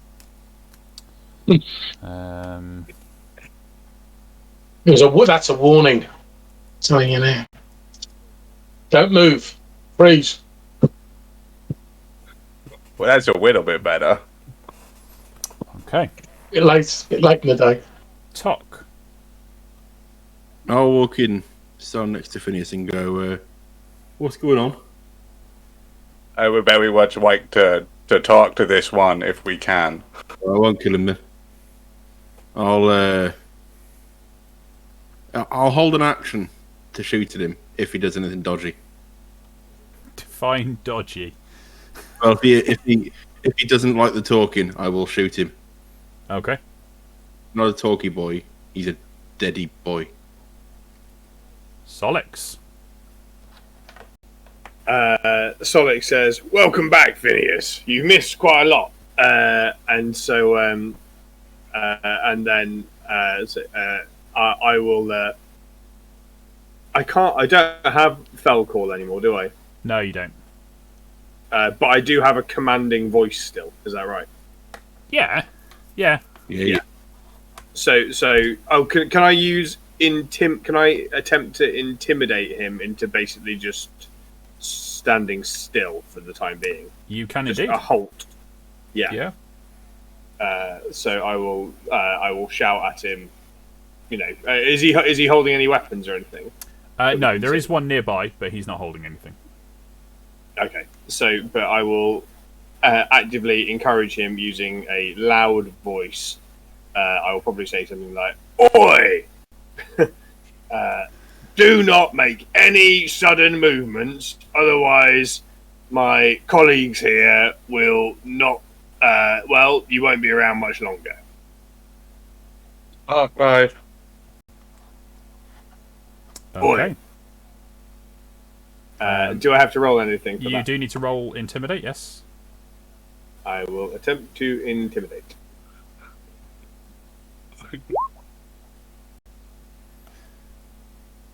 He's pretty intimidated. Galtar will now step into the room with everybody else. Obviously not in a combat stance as such. And it's the priest's turn. He stands up from his work, turns around to look at you. He's eyeing up the table and the weapon, but he's not made a move for it.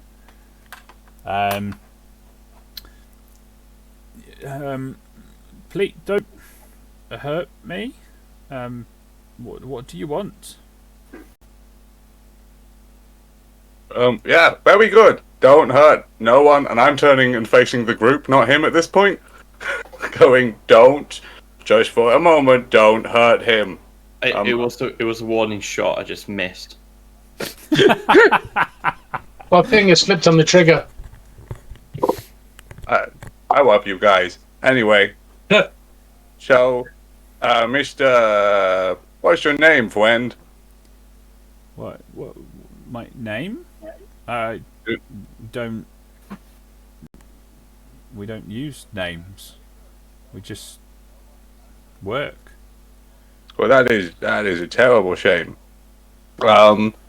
What do you know this whole way out of this temple very well? I pretty much wanted to find one of you as a little guide, and then you get to live. You want to know the way out? No, I believe. Are we heading to the middle, guys? Ooh. We're think so. heading to the place where you can Resurrect. transfer souls. Yeah, it's got a name. The chamber? The soul chamber. Chamber of I souls. think that you should just leave. I think you should just head out. No, that's not going to happen, friend. Seriously, they will kill you if you don't give us any answers shortly. I don't want that to happen. I don't I'm going to really have raise any up my answers gun. to give you. Well, you're not really any value then, are you? I tried, and then I walk away. I'm just going to pull the trigger. Yeah, I knew it. That is a hit. That is a hit. And yeah, you set him alight. Doing 4 damage on the initial burn. I'm studying how the weapon works because obviously I want to, as an arms dealer, I want to be able to sell it afterwards. You are indeed. It's funnily enough, it's in my search history from last week.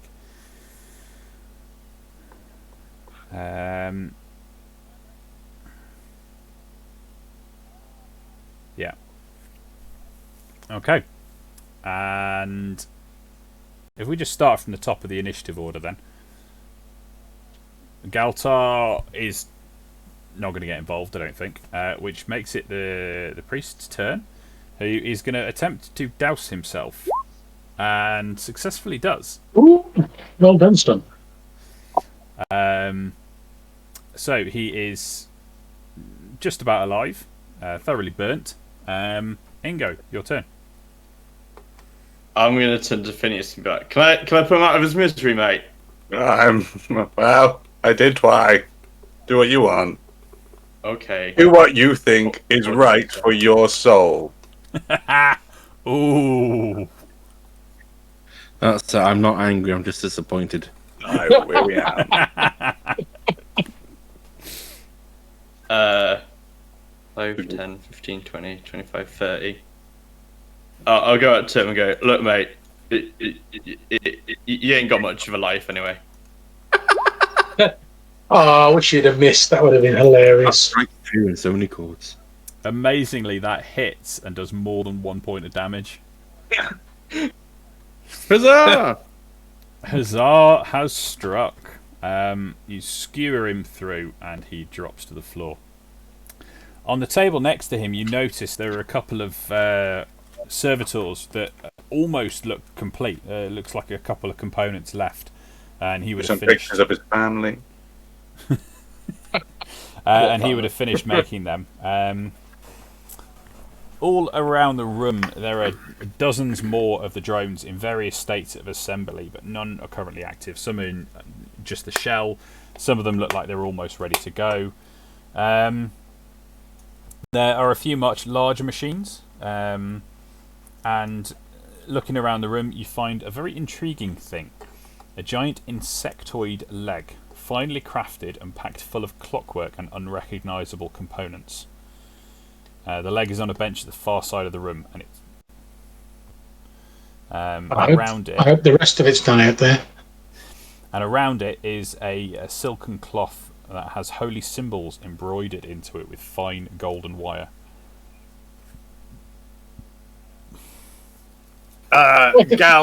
Galtar, how many of these servitors could you get working for us in the next short amount of time using that big old spanner of yours? Well, those two there, they look almost finished. It wouldn't be too difficult to get them working. And could you have them aside for working for us? Working for you specifically? They should respond to whoever turns them on. So yeah, it should work. Galtar, let's get on that. What do we think, gang? I mean, yeah. Sure. Okay. Great. Flying robot friends to help us. That's good, isn't it? That sounds like a great idea. So Yeah, we can them to kill the other people as well. he screws in the lenses on 2 of the servitors, and they spring to life. And who's going to control these? I know that's a dangerous thing to ask. I would give them to Tom, but Tom, is your system working? It's not working at all, and I'm gutted because I would love to fly around some drones, but someone else can do it justice, I'm sure. I can take him if you want. So I'll give him to Ingo, and I'm going to give him to Solix as well, just in case Tom can get his system back working. Oh, you're too good to me. So we'll do that. I'll just do... Can you move him? I can move that one. Cool. Can you move the other one? Yeah, I can move the both. Yeah. Cool. Fantastic. You've Sorry, can I? The things, these priests, right? Yep. They're humanoid, but upon inspection, are they flesh and blood or are they machine? They are flesh and blood. Okay, cool. Now that's alright then. They are. So you don't see any flesh and blood from the outside. They're either covered in robes or helms or helmets. But yes, underneath they are flesh and blood. Venus is Just trying to atone for our sins. For metal, it's fine. Yeah. That bother me. Okay, where to now? Excuse- Actually, you guys can't Is there a really see. door? There is a door there, and there is a door over there. Do we want this leg? Do we think this leg will be important at all? Could I fit it in my backpack? No. No, this leg is probably as long as Solix is tall. Oh wow. Whoa. Unless Solix wants to use it as some kind of improvised weapon that is as if something that they seem to be trained to is beating them.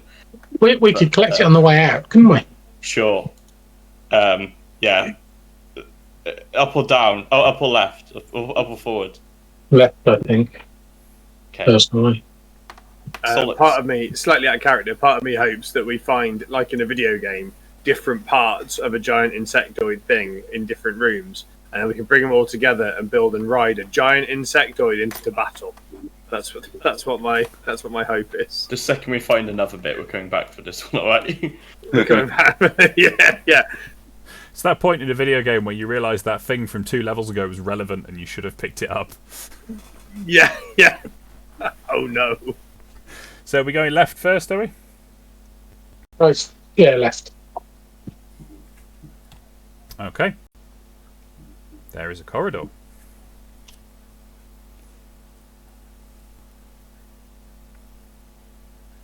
Goes up to those doors. You presume? These are doors, are they? Yep, there's another door up there. Are you And go, opening- shall I open it?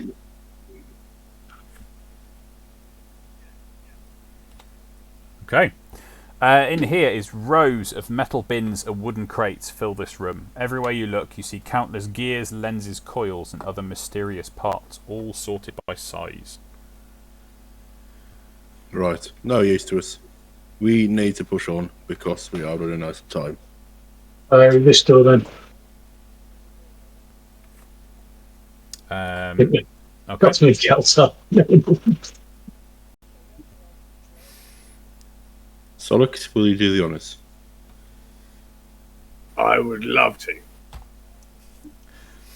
And you've got another corridor. Oh. Oh. Cool.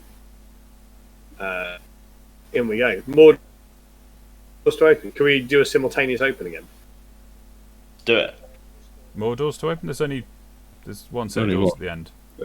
Oh, man, I know. I'm like way, but I'm way behind. Sorry. Oh, you're watching the stream. I'm watching the stream. Like I'm watching a super blurry stream, trying to vaguely work out what's going on. Right. I feel like I'm now. It's like what playing D&D on the internet would have been like in like 1994 or 1995. That's what it feels like right now. Having like a retro throwback session. Okay. Helps if you've got the right window selected. Opening is the door. And this room very much looks the same. However, as you open it, Galtar says, if you would permit me a few minutes, there is something I've been making under the radar, so to speak, even though there's no such thing as radar, so why would that phrase even be a thing? Ways about use radar to sort of sonic echolocation, but we refer to that as radar sometimes. It's a perfectly legitimate saying. Don't you worry. You carry on. There's something I've been working on in secret, and I think it could very much help us. It will take me a short while though. to prep it and get it ready. I would suggest you take yourselves a short break, rest up a little bit. We're safe in this section. That's good. And yeah, from there we'll I'll get this working and we'll go from there. Is that okay with you guys? You be as quick as you can. We're on a time limit. I understand that. Unfortunately, it takes a bit of time, but yeah, I think it's going to be worth it in the long run. Anyone else worried about what this is? It's an ambush. Okay, and with that, guys, we are going to ourselves take a little 10-minute break. We will be back at 10 o'clock. Thank you very much for sticking with us, and I hope to see you after the break. See you shortly. See you shortly. Ciao. Bye.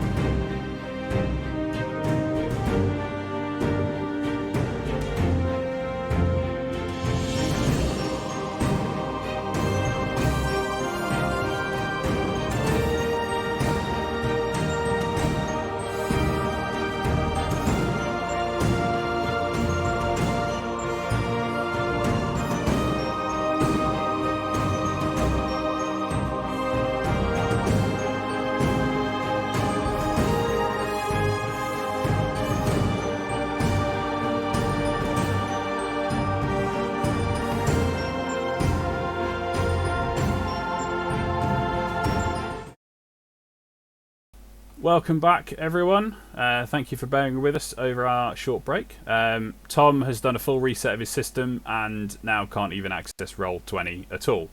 So we're in a worse place than we were before. However, we're going to forge on. Tom's going to attempt to get the stream playing on a different device, and we will do our best to have an awesome session. I can still do the character sheet for whatever reason. Fantastic. So I can do that. So I can still roll. I am where I was before. Oh, brilliant. That's good. Okay. So, carrying on. As you guys are finishing your rest, you hear a hiss of steam and a crunching and grinding of gears as from out behind a stack of shelving comes this lumbering behemoth of armour, this steam-powered armour. But with the front flap open, you can see Galtar's head inside. He is currently wearing a suit of steam armour. You may have heard about this, you may have seen it, where Labourjacks aren't necessarily as dexterous as they need to be. Some mechanics have built themselves a set of steam-powered armour to enhance their physical abilities, to allow them to lift things or survive punishment that they wouldn't otherwise be able to. Which upgrade did you go for? No, I remember what you went for now, I think. So there's nothing outwardly... talking to his NPCs. What a weirdo. Yes, indeed. So, off we go. I believe. Oh, where do we go from here, though? Well, you look cool. There's nowhere further in this room, is there? No, you seem to have hit dead ends on all routes out of here. I can't move. I guess we'll turn around every now and then. Oh, yeah. You going to break out into song, James? Well, yeah, I'm just saying. I get a little bit lonely and wonder if you're ever coming round. Turn around! Right eyes. So, what, session 200 is the musical session, right? Yes. What are we on now? 10? Yeah, session 10. You've got a ways to go. We should do them every 15. Every 15 sessions, we have the musical session. Hells yeah. Okay. So we've got to go all the way back to the elevator. Yep, the only way is back to the elevator. As you come back, fate of timing, the door is opening up for you to enter. And is everybody in? Yep. Mm-hmm. Yep. Cool. And after a few minutes, another door opens. Oh, the elevator is so cool. It is, isn't it, mate? You've got to live it, though. I don't think he's even getting wound up. He is. I'm sure that was a dad look. Is it really cool? Is it like the boat? Is it like the boat? It's not. I think it's better than the boat. He's not moving us around in it, is he? And I can't see it. It's not like It's like a spinning thing, Tom. in my head. It's like the Great Glass Elevator, and I'm missing out on like. Can you hear the sound effects? So let me describe it to Oh you. man! Let me describe it to you, Tom. This time, when the door closed, you didn't feel any inertia in your stomach. You didn't feel like you moved up. However, instead of the door in front of you opening again, a door to the right. So each time you've been in the elevator, there's been two doors at right angles, and each time you've entered it through one, left through the other. This time, cool. So you've entered back through the one you left it in, and you're now exiting via the one to right angles. Yeah. Well, Tom, now you're exiting. I'll be honest, on Roll20, it just looks like a door opens. Okay. So I'm not. I was just. You know how excited I was about the boat, guys. I didn't want to miss out. Okay. Right. I was such a. And just open that door. There's nothing. Like, we've never had anything behind them. I'm gonna get my my gun thing ready, my fire gun, and I'm gonna attempt to kick the door open, which won't happen because it's obviously automated. Okay, so the door opens, and the walls of this room are lined with strange leather garments. Among the cloaks, pants, hoods, and gloves are several pairs of goggles. Do they look similar to mine? I can't even think what he. They're heavy duty. Everything is thick leather. Okay.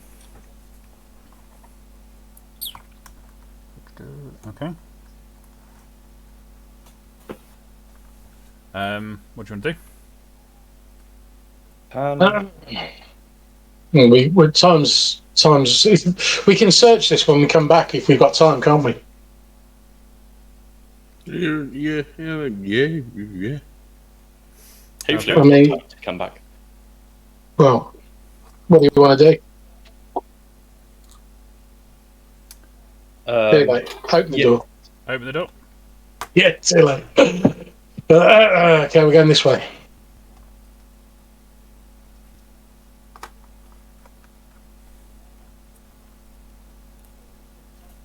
Okay.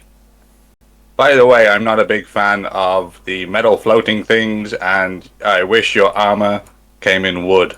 Okay, carry on. Okay. I assume we can open the next door. Yep, just bear with me. So, opening the next door. Don't go anywhere yet. Let me describe this room to you. You pass through a sliding metal door and find yourself standing on a catwalk about 20 feet over some kind of factory floor. A vast room is before you, dotted with glowing vats of metal and huge mechanical arms. The heat is intense, and the molten metal imparts an eerie orange light. The arms mounted to the floor are working at dropping chunks of scrap into the vats. There are three. Let me get this right. There are three priests working in the room. They look like they are casting metal ingots, and you can see them on the ground floor.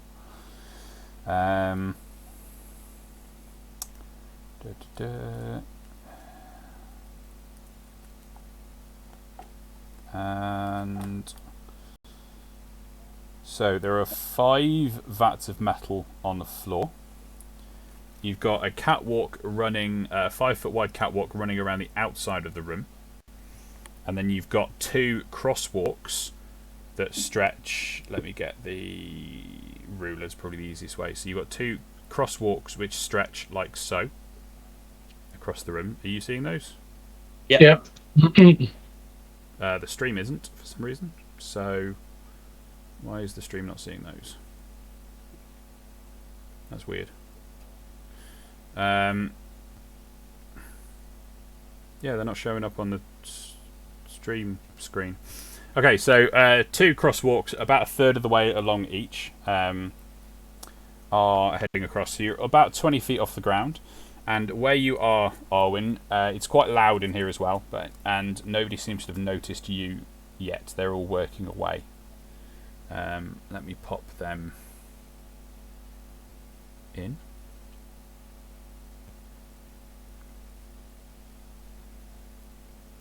So we're above them, aren't we? They're on the ground floor. Yeah, they're on the ground floor. And the exit that you can see down under here, that is on the ground floor as well. You know, are there ladders to get down from these?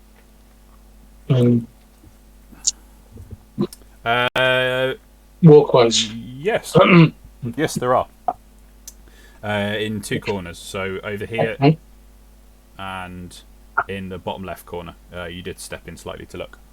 I did, yeah.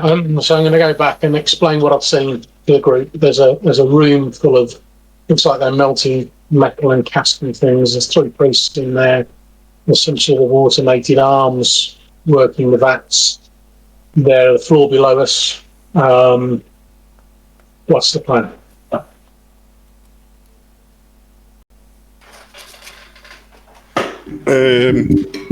Are we allowed to kill these or not?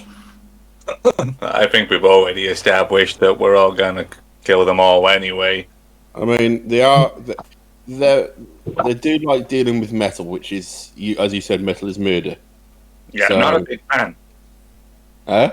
Yeah, not a big fan. Yeah. So if if we can kill these, there's less people dealing with metal.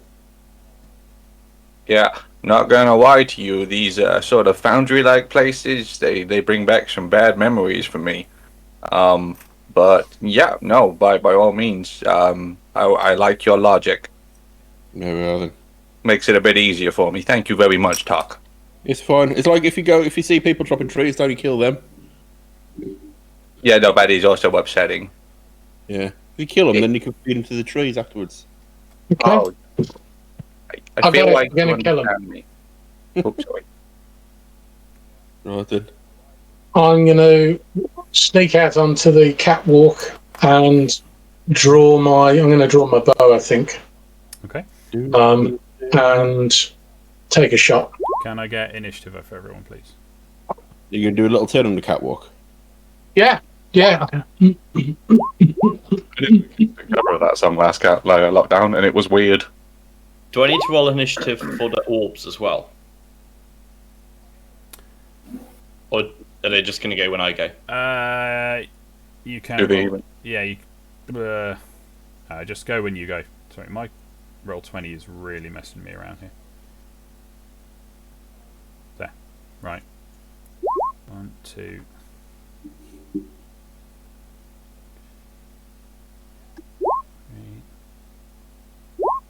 Okay. Has everybody rolled? Yeah, mine. Obviously, I didn't have my. I can't click my Yeah, thing no there. worries. What was yours? 16.08. Solix had Wow. the speed this time. Nicely done. He ready to Solid punch. is speed. Okay. You did roll for Galta? Yeah. Awesome.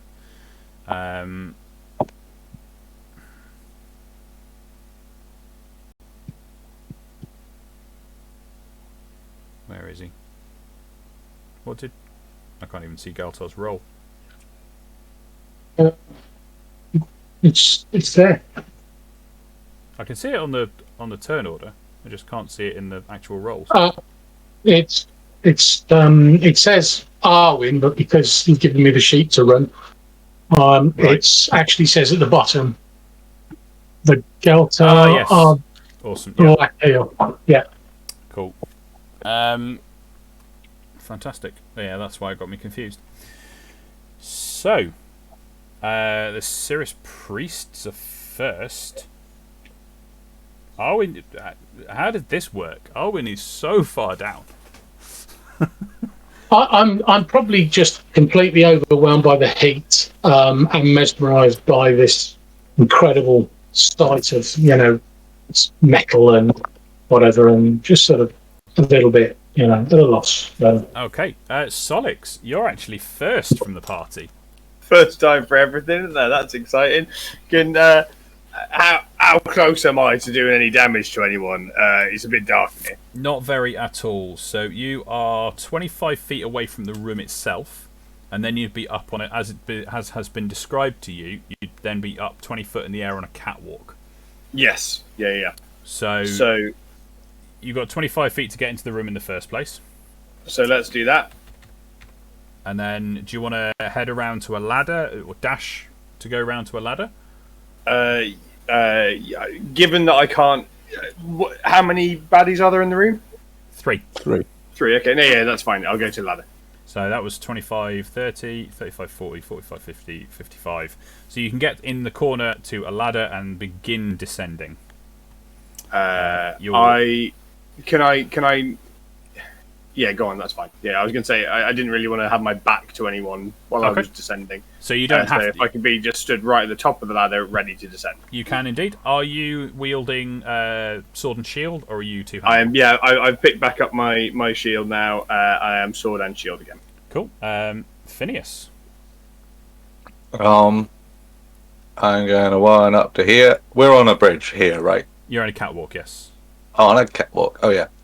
And I'm just gonna say to Arwen, "Is like, would you like me to throw you at them?" Cool. Then I would like to hold my action to throw Arwen until his initiative. I should get my dagger and short sword out. Okay. I will say we're going that I am Indiana Jones on this, witty aren't we? strong, so I'm feeling quite confident about my strength and his size, and that I've just throw him at a priest. Like a dart. Ingo. Okay, so 5, 10, 15, 20, 25. So I'm just going to draw on some vats.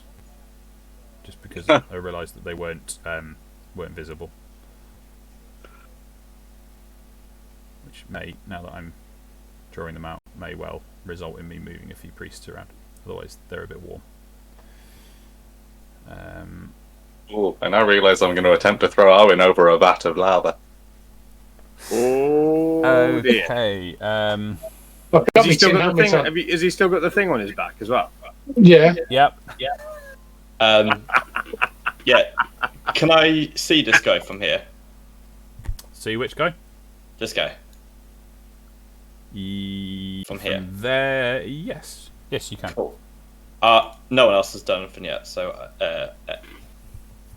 I'm gonna where is it? Just get ready. Okay. So yeah, cast 2 strike. Galtar. I've got my orbs. Is that right? Sorry. Yeah. Go for it. Go for them. Can I point them in the direction of like? How far do they move? They got 30 feet speed. They 30 feet fly speed. They'll go to here. They're now my protection orbs, by the way. Okay. Galtar, your turn. So I think for the moment, Galtar probably is best just defending the back of the group because it's quite a narrow passage. We only get jumped from behind, do we? So he's got his steam armour on, hasn't he? So he'll stand at the back and make sure no one can come up behind us. Okay. Who's next? It's that priest. You haven't been noticed yet, so I mean, Solix has dashed, but it's loud in the room and they're busy. So, however, this one is going to attack someone on the catwalk.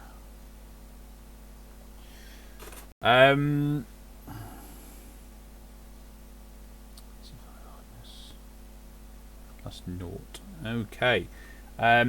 You see one of the mechanical arms in the room begin to move, and it swings towards Solix. Oh. I have too many things open on my screen.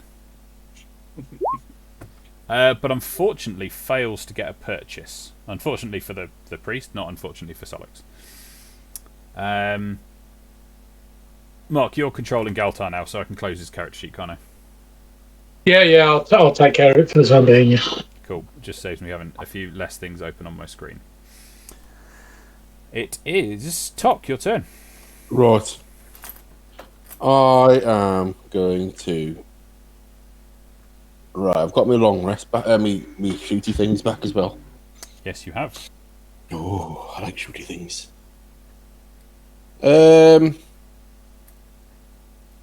Which one did you cast True Strike on, Ingo? This boy here. Right, I'm going to cast True Strike on this boy here then. Okay. Because I got that as a cantrip. And then I can't, because that's an action, I can't do anything now. Correct. So yeah. I'm just going to go, you next. You do the Hulk Hogan finger.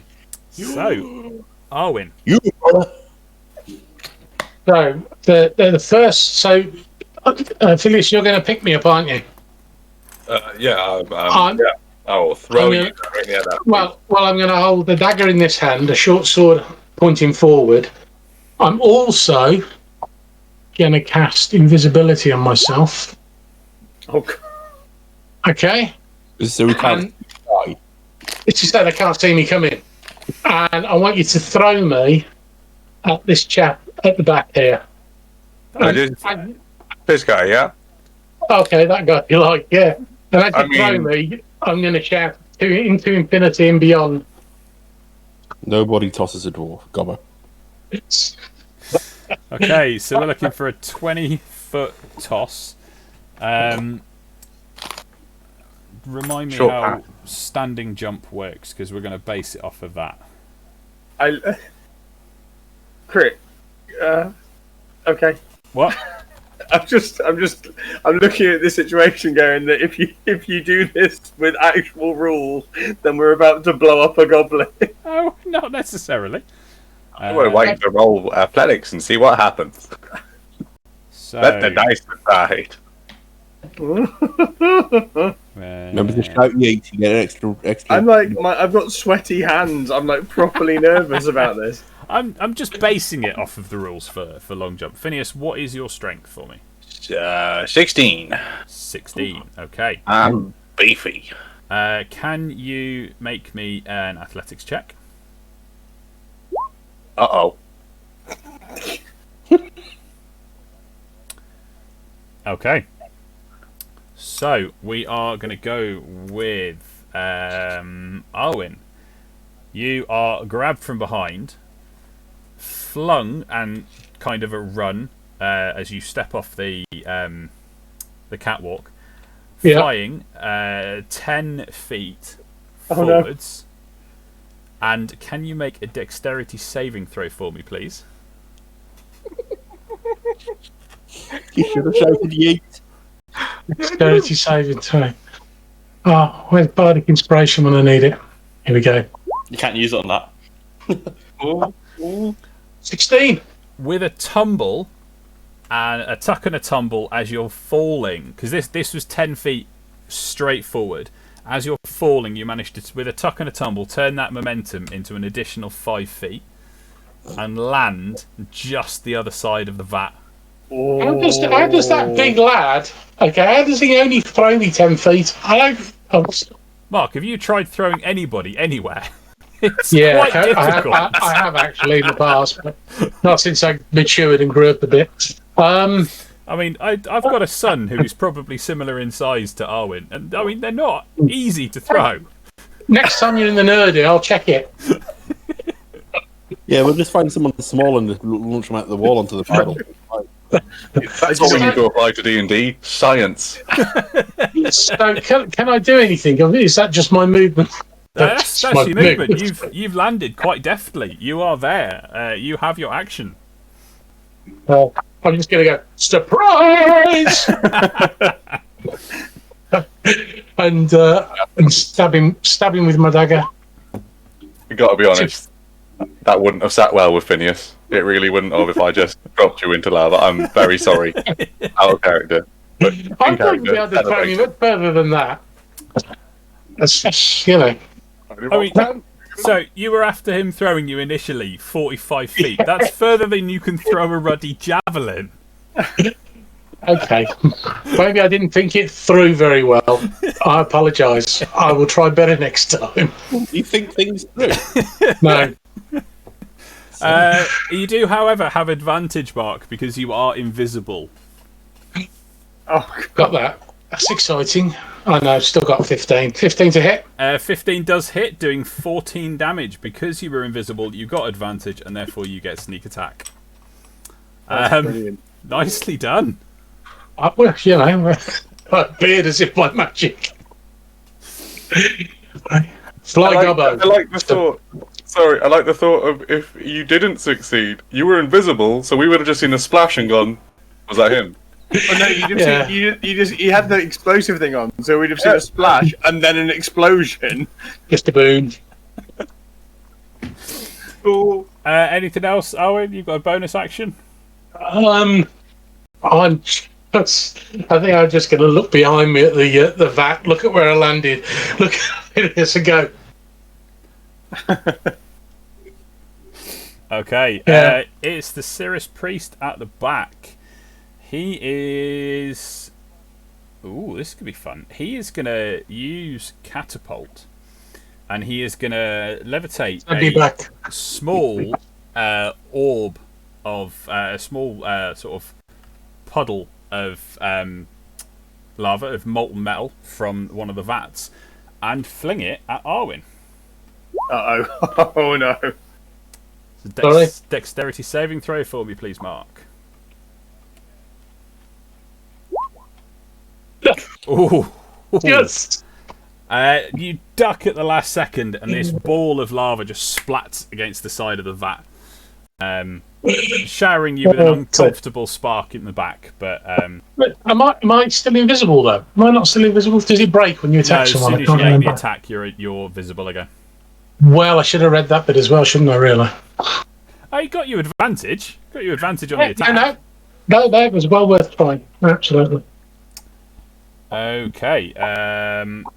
It's back round to the top. The other Cirrus priest that's down there, hearing the commotion, is again going to use catapult and launch a glob of molten metal at Solix. For a dexterity saving throw from you, please. Okay.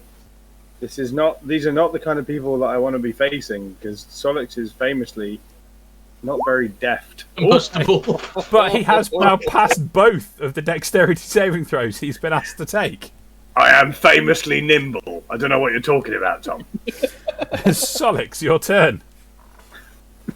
Is it weird talking to myself in character? That is weird, isn't it? If it was anybody other than you, I'd say yes, but actually it just worked. Okay, then Solix is, let me guess, still a decent distance away from anyone helpful. Yes, you are 20 feet up the ladder, so your first 20 feet of movement is just going to be descending the ladder, and you've got 10 feet more of movement from there. However, once you're on the ground, the closest guy's 30 feet away.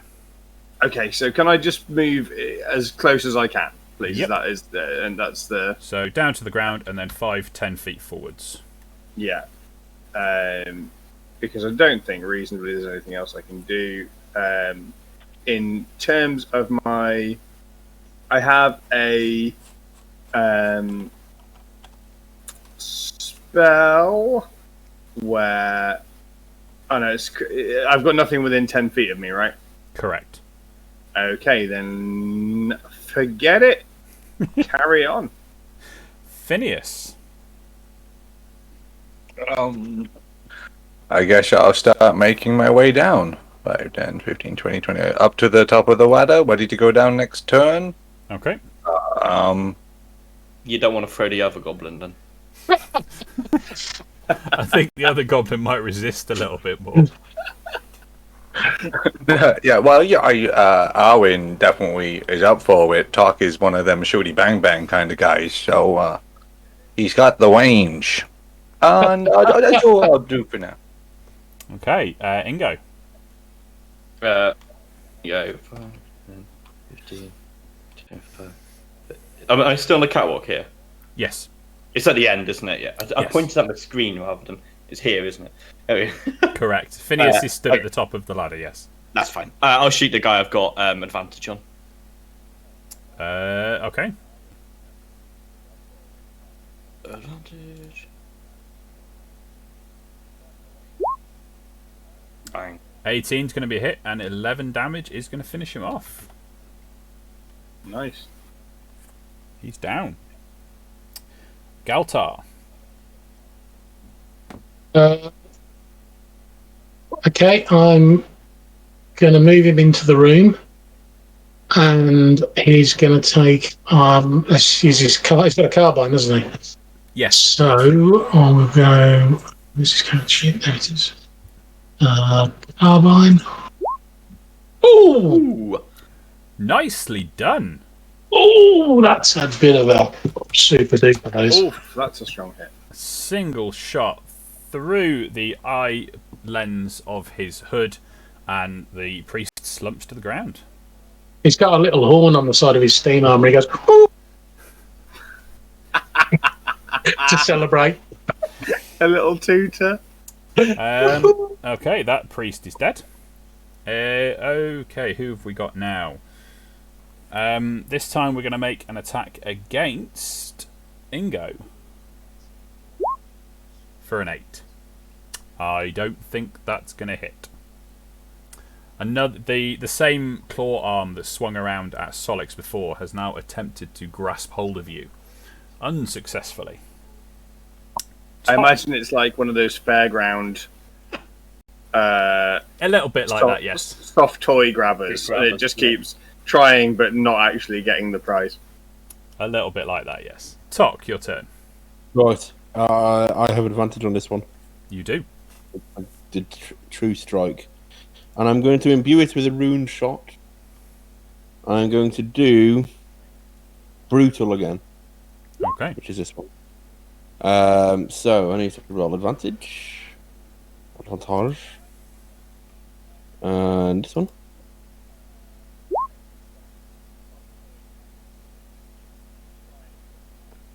Uh, 13 damage plus Hold your, on.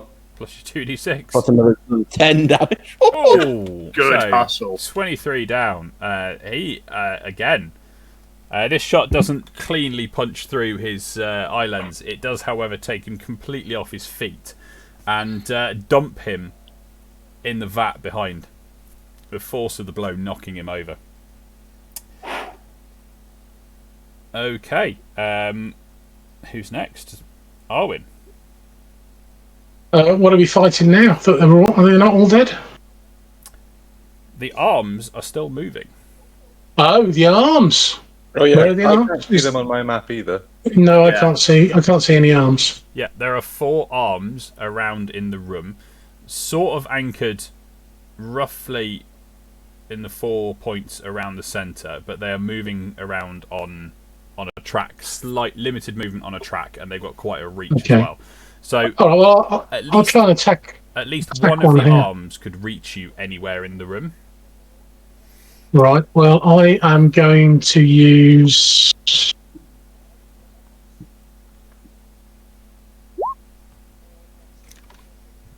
Take that. That'll probably do it. Okay.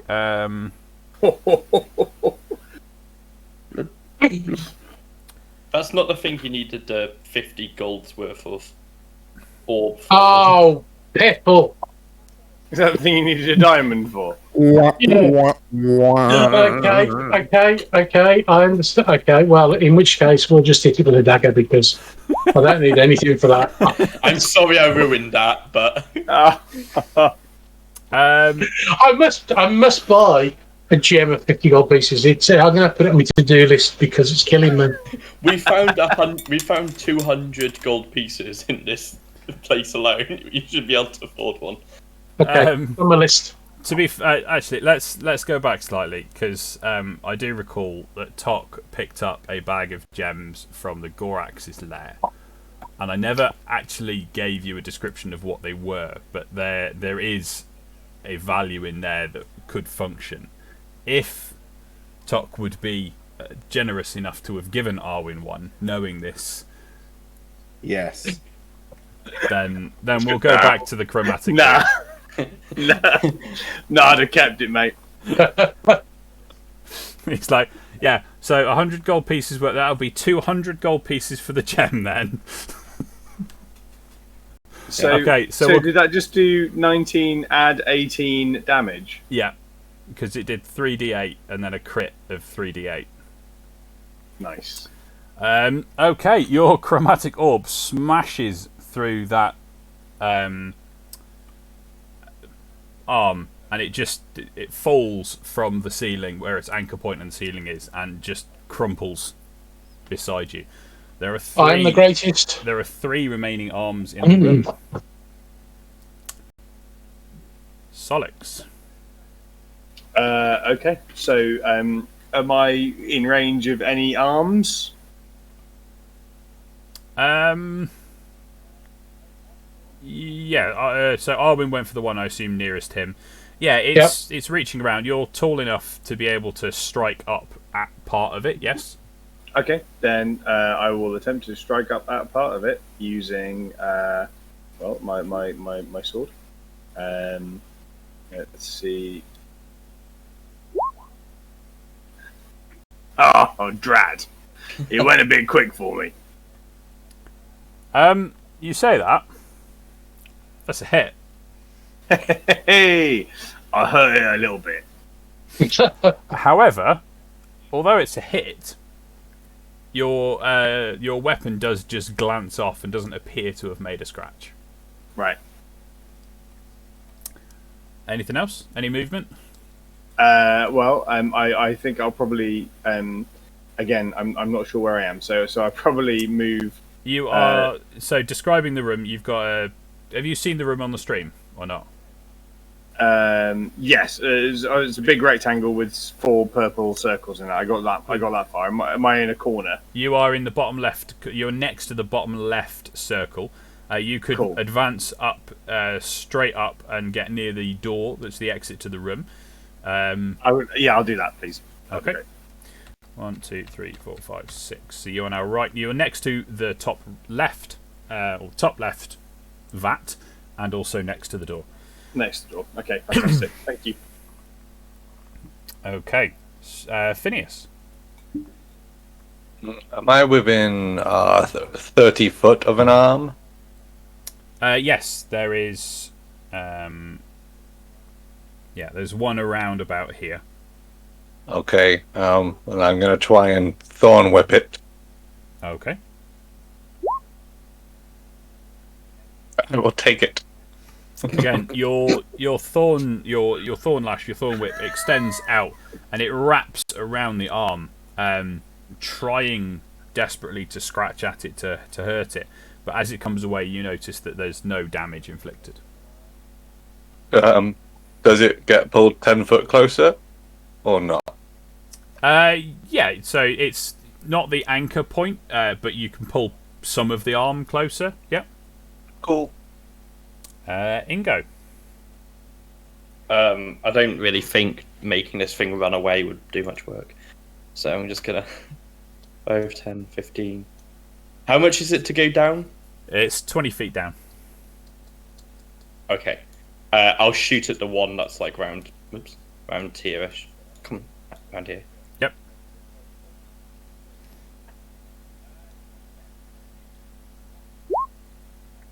Choo!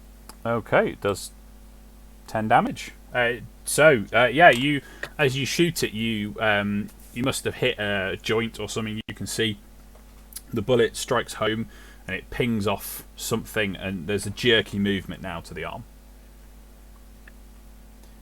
Galtar. He's got a rivet gun, so I think what he'll do is he'll use his rivet gun to shoot at the arm that's already been hit. How's that? From there, that would be disadvantage. Unless you were to move. Okay. If you move closer to Phineas first, because the range on a rivet gun is 10, 30. Okay, that's fine. Now, I'll move closer. Phineas has pulled part of it closer to him, so now, yes, you are close enough to be able to shoot it. A 14 is a hit, and 8, you this time you dislodge a hydraulic hose, and the arm just seems a bit sluggish now, but it's still working.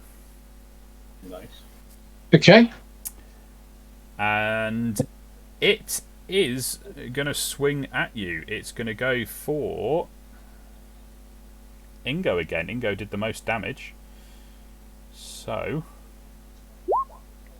a 13, Ingo? Nope. Oh. I went to 14 when we leveled up.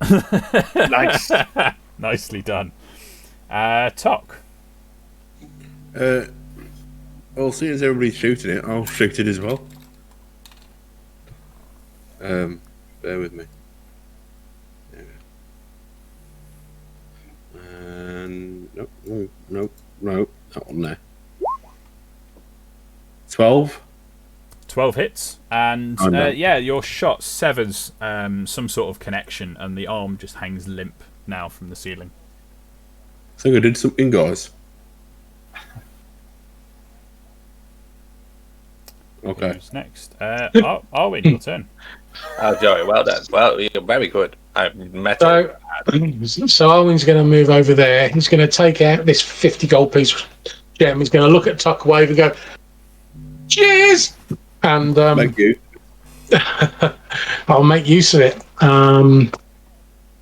with a little bit of lightning again, I think. 11.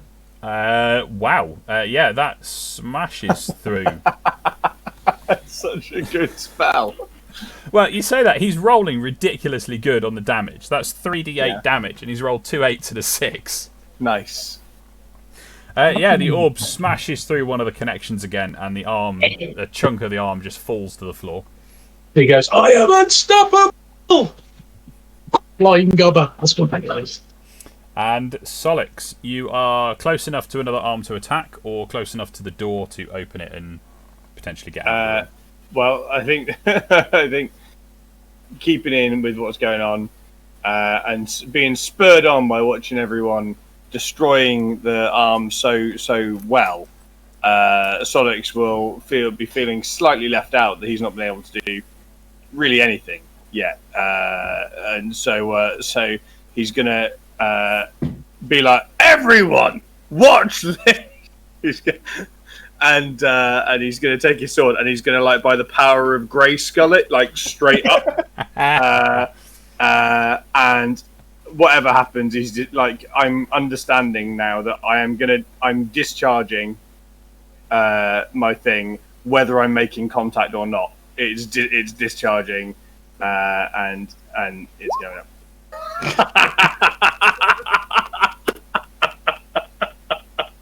It just went off in his hand. Oh, the irony. The irony being a 5 would have hit, however, a natural 1 misses. So Solix reaches up into the sky, and as he goes to press the button, he just knocks the sword out of his hand and it clatters to his feet. Pretty cool, Solix. Pretty cool. Phineas. Oh no. I will spend this turn laughing at Solix. No, I will move. What, 20 foot down? Did you say? Yes, laughing at 20 foot. Solix is a free action. 20 foot down, 10 foot up, Someone and then- quote that. and 20. I'm just gonna run dash and 25 foot up to Solix. Yeah. To then laugh at him face to face. Ingo. You got that? So I go 5 here. Yep. 20 down, 5 here. Yep. And then can I see the arm that's around here? You can, yes. I'm gonna take a shot at it.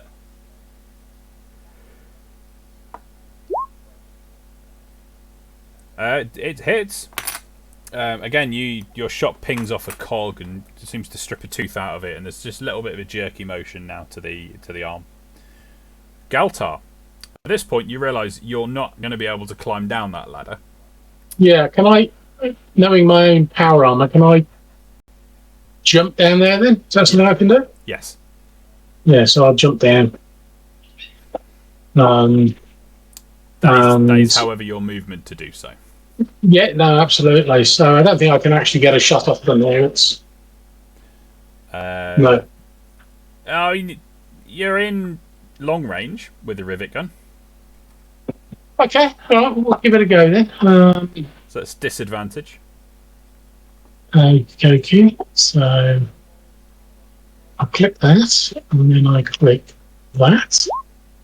Well, that went really well, didn't it? It is. I mean, it's a decidedly large target. So you have hit, and yeah, again, you've seemed to have gimped some of the hydraulics. So there's a little bit of a hiss and a leak, and it's now dripping fluid from the ceiling. I had to remind myself, having said hydraulics, that hydraulics is water, not air. So it is gonna try and so it's the arm's turn, and can only really grab at Phineas or Solix, and they're both too big to pick up. So it's just gonna try and bat Phineas. No. For a 16. Can it roll at disadvantage? Is he next to me? Yes, it can roll at disadvantage. Can I protect him? For a 17. Oh. No, that 60. still hits. I've got to be honest, like, luck is not on Solix's side tonight, is it? No, It's not like, really. In technology. Okay, and it was there it is, D8. 3 damage. Okie dokie. Up, up, up. And Tok, your turn. Right then, jump. I'm gonna run and jump into this spot here. So, Galtar could jump down by virtue of the pneumatics and hydraulics in his legs, in the armour. It's a 20-foot drop for you. We'll try and tuck and roll. Okay, make a dexterity saving throw. Stop, drop, and roll. Dexterity saving. Tuck and roll. Is that a drop, Tok, and roll, was it? Yeah. That's the one. Yeah. I had a little bit inside with that. Good enough. Falling. Okay, so you land badly, taking 5 damage. That's fine. However, you are now down and on your feet. Right then. Can I shoot at this? Yes. Have I got it?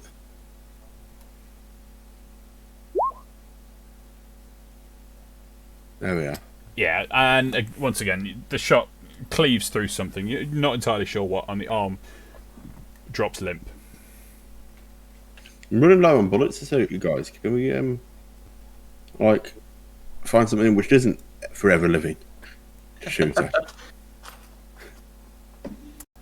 Can everybody... No, I'll tell you what. Ingo, Galtar, Tok, and Arwen, can you take perception checks for me, please? Yes.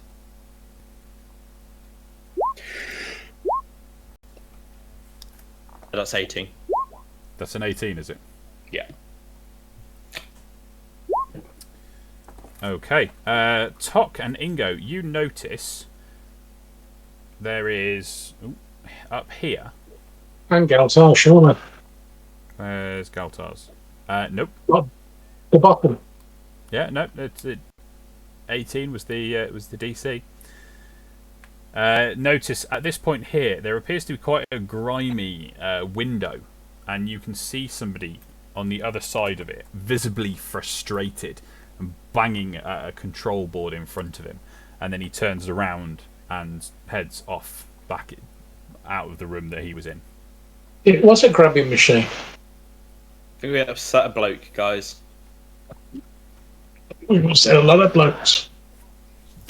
Okay, what are you doing now? Running out of here. Is there anything worth acquiring for the acquisition team? You can have a look around. You know, while we're here.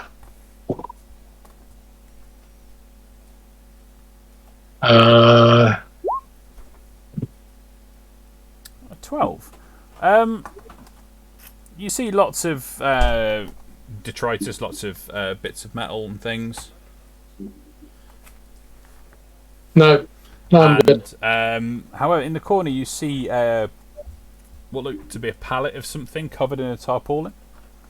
Oh, I'm even more interested. Go have a look into the pallet. Tarpaulin on the pallet. Okay. Throwing the tarpaulin back, you see there are 12 silver ingots and dozens of iron, brass, and copper ingots.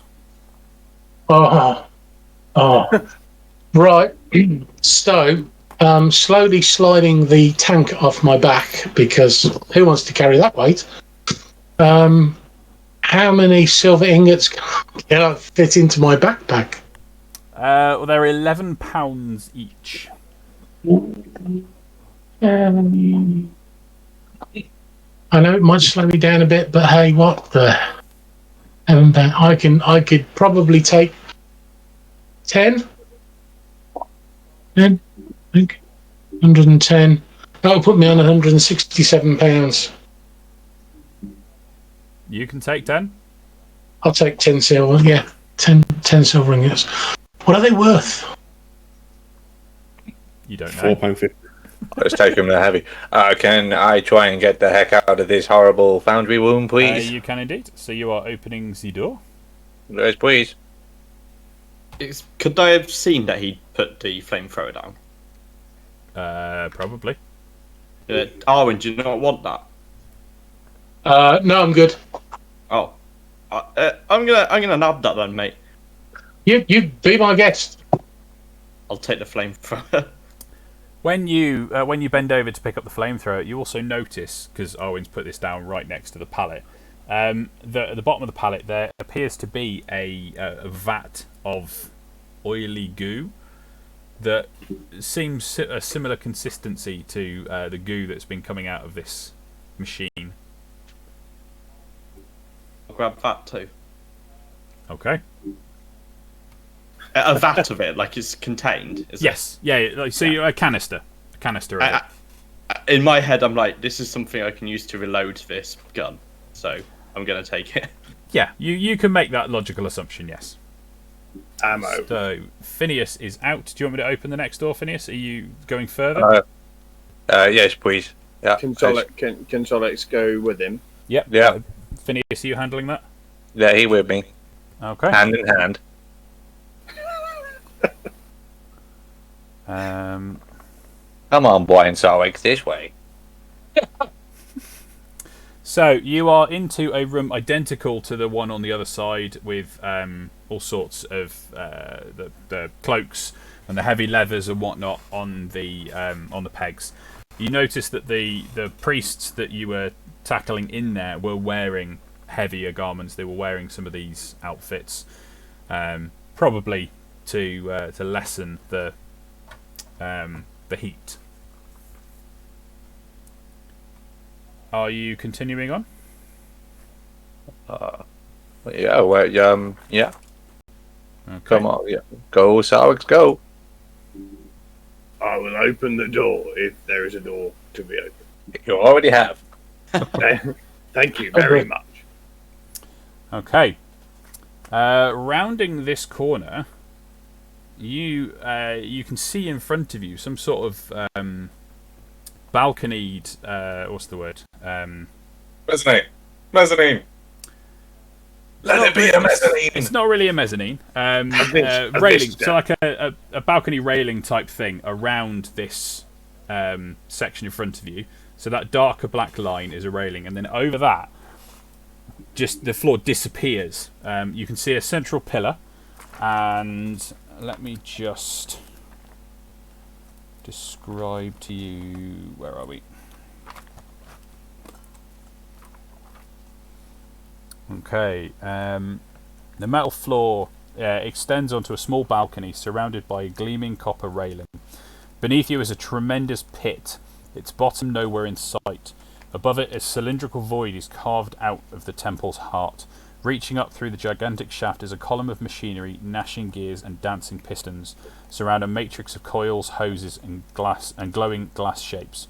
Some kind of electrical discharge flickers around the machine, which reaches up as far as you can see.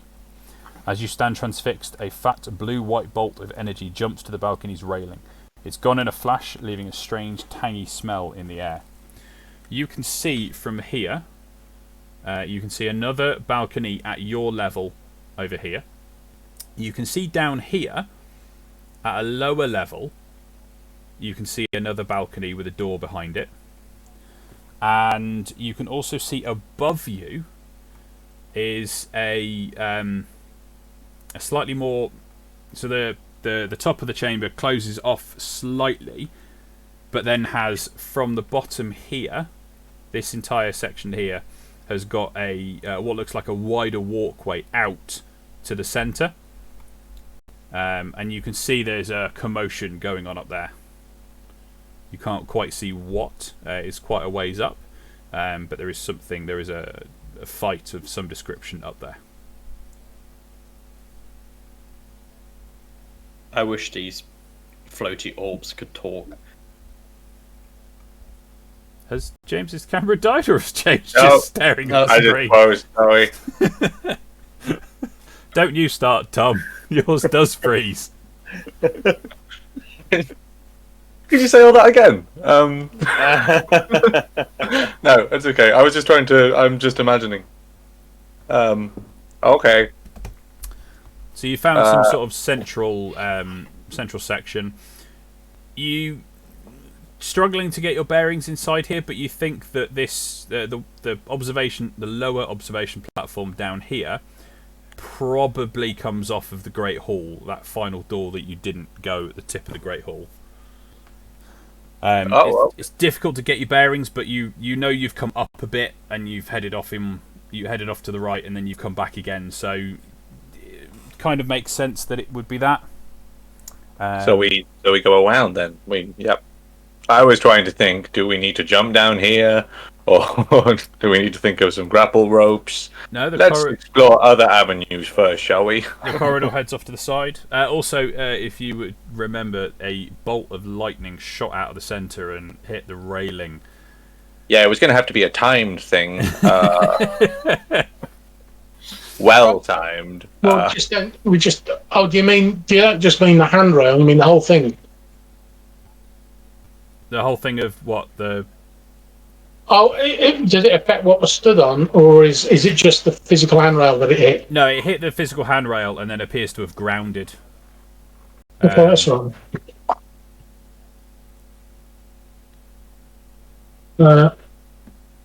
This door here, is it available for consultation? This what? Sorry. This door. Yeah, that door. There is a door there. You can open it. Got to be worth a look, hasn't it?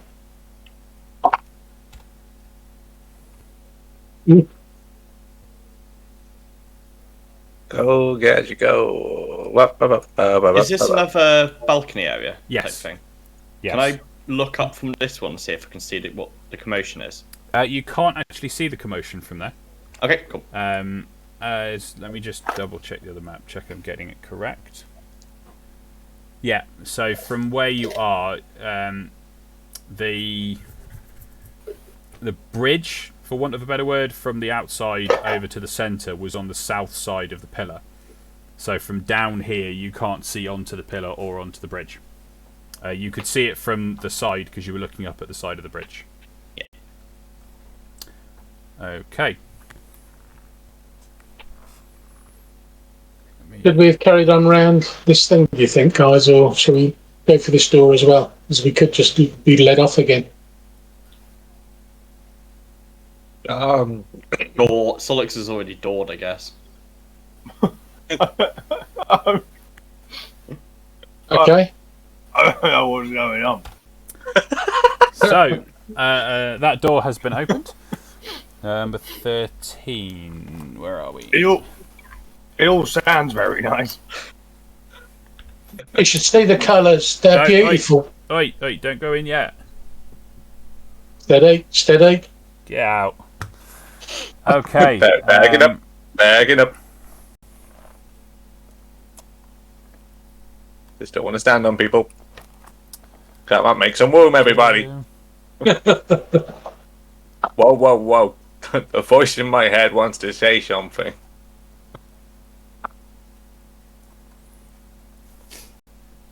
I got you a buddy. Okay. You. I really don't want it.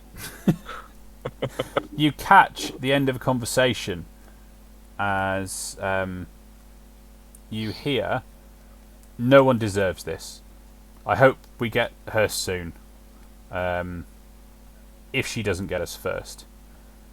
And then another person speaks and says, "Better than Oberon, I think sometimes." And then both men laugh uneasily. Unlike the rest of this floor, the air in this room is cool and pleasant. Shelves on the walls are filled with neatly arranged glass globes, each full of a brightly coloured liquid. Other shelves hold jars of powdered materials. Tables in the centre of the room are home to a maze of interconnected glassware and metal tubing. A squat metal cabinet sits in the corner away from the rest of the equipment. Two humans clad in black are examining the contents of the room. A dead human dressed the same way lies at their feet. When they see you, they place their hands on their weapons, but they do not attack. "Hold there, friends," the shorter man says. Let me just pop some people on the map for you. And I march past the group at this moment and go, "Hello!" When? And again, give a sideways glance to everyone else. Just for 1 second. We're okay. Ingo, get up here. Okay. You don't have to kill everybody. Anyway, did you hear what they were saying? Yeah, they said they were going to slaughter everyone who walked into the room. For the love of So, God. what are you going to say to them then? Bingo, take it away, buddy. You brought me up here. Hi guys. Hi, we're friendly. And then I look at the group and go, yeah, friendly. Sonic's just waves. Look, we're here to stop somebody doing something with the machine that's in here. There's something to do with a sword and a soul and a mother. It's a whole thing. Not gonna lie to you, it's very confusing. However, we want to stop it. We intend to do good things. We are from Corvale, Corvish. Thank you. We're the Corvish pasty, law dogs, and we are here under order, and we plan on making everything better. Phineas will waffle like this until they say something, just to let you know. Okay. Yeah, but it's all very. I'm spilling on my guts. I'm telling them everything. They stand there and listen. And wait for you to finish. Okay, 15 minutes go by. So, okay, Phineas, stop. Sorry, guys. Well, maybe we've got similar goals then. Phineas sideways grin to everyone. What would you show? Maybe we can help each other. More the merrier. The last guy we found is really helpful. I mean, look at us. We've got like 1, 2, 3, 4, 5, 6. There's 8 things here. 8 tokens here. 8 people here. Flying stuff. It's great. So, do you want to help us out? Well, we sort of. Did you agree with what I was saying? And are your intentions in line with ours? Sure. Inside check.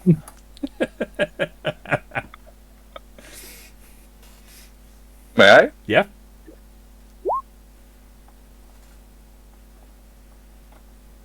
Yeah, they're lying through their teeth. Okay, I hate to say this, guys, but I think you're right. I say that out loud. The two guys in front of you look at each other and go, "Of course we're right. We'd do great teaming up." Okay, you guys stay right there 1 second. Everybody, team huddle. It pains me to admit this, but I was wrong. Kill them. Okay, I'll use my flamethrower. Thank you. And then can I turn around and use my flamethrower? Okay, roll initiative. Yeah. I would huddle flamethrower. Good. Oh, I didn't select my token. Thanks for letting me try, everybody. Well, it's the thought that counts. It's a good job. I'm good at weeding people. Yeah, the gang assassins is their token names. Alright, stop reading token names. It's not always. Why? I've just noticed that the stream hasn't got the tokens on there. I can't see them You can't see either. the tokens. Sorry. I've dropped them into the dynamic lighting level. Oops. Here we go. Let's try that again. That's better. So next time, guys, if I say I'm just going to drop some tokens on the map for you, and said tokens don't appear, please let me know. The tokens didn't appear. In my defense, Chris, I can't see anything, so I didn't know any different. I'll hit you off, Tom. Thanks. Just in advance, can you shift Z them so I can see how stupid they look? Go on A then. bunch of stupid. Oh, Shift Z, not Control Z. Control Z is a really silly thing to press. Come on. Ah, they do look a bit stupid. Okay. Their eyes are way too close together with their ears way too big. Yeah. They've got to go. I mean, May I take your coat? Here is your chair. That's what I'm seeing. Do I get to flamethrower them first or anything? It's just- have you rolled your initiative? We'll see how that pans out. Oh yeah, I did, but I didn't. I have my token selected. Sorry. So who forgot to select their token? Me. Is it just you? No, well, I can't. Select my token. I'll let you off, Tom. I will redub doing a Tom because he hasn't done it for a long time as doing an Owen because I do it all the time. We had an incident at work today when James described something as doing a Tom, and I was like, "Don't do, stop it."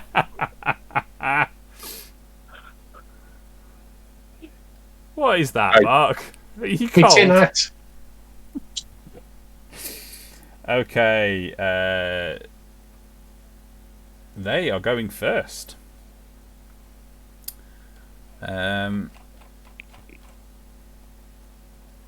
Okay. As you break, no, I'll tell you what. No, I'll let you break the huddle and make a flamethrower attack because that does make sense. Should I just use my pistol for it? Is that okay? Yep, it would be the same rolls, so that works. 15 is a hit. It does D4 damage though. Okay. 3 damage. So it splashes onto him and down him. So, however, setting him alight.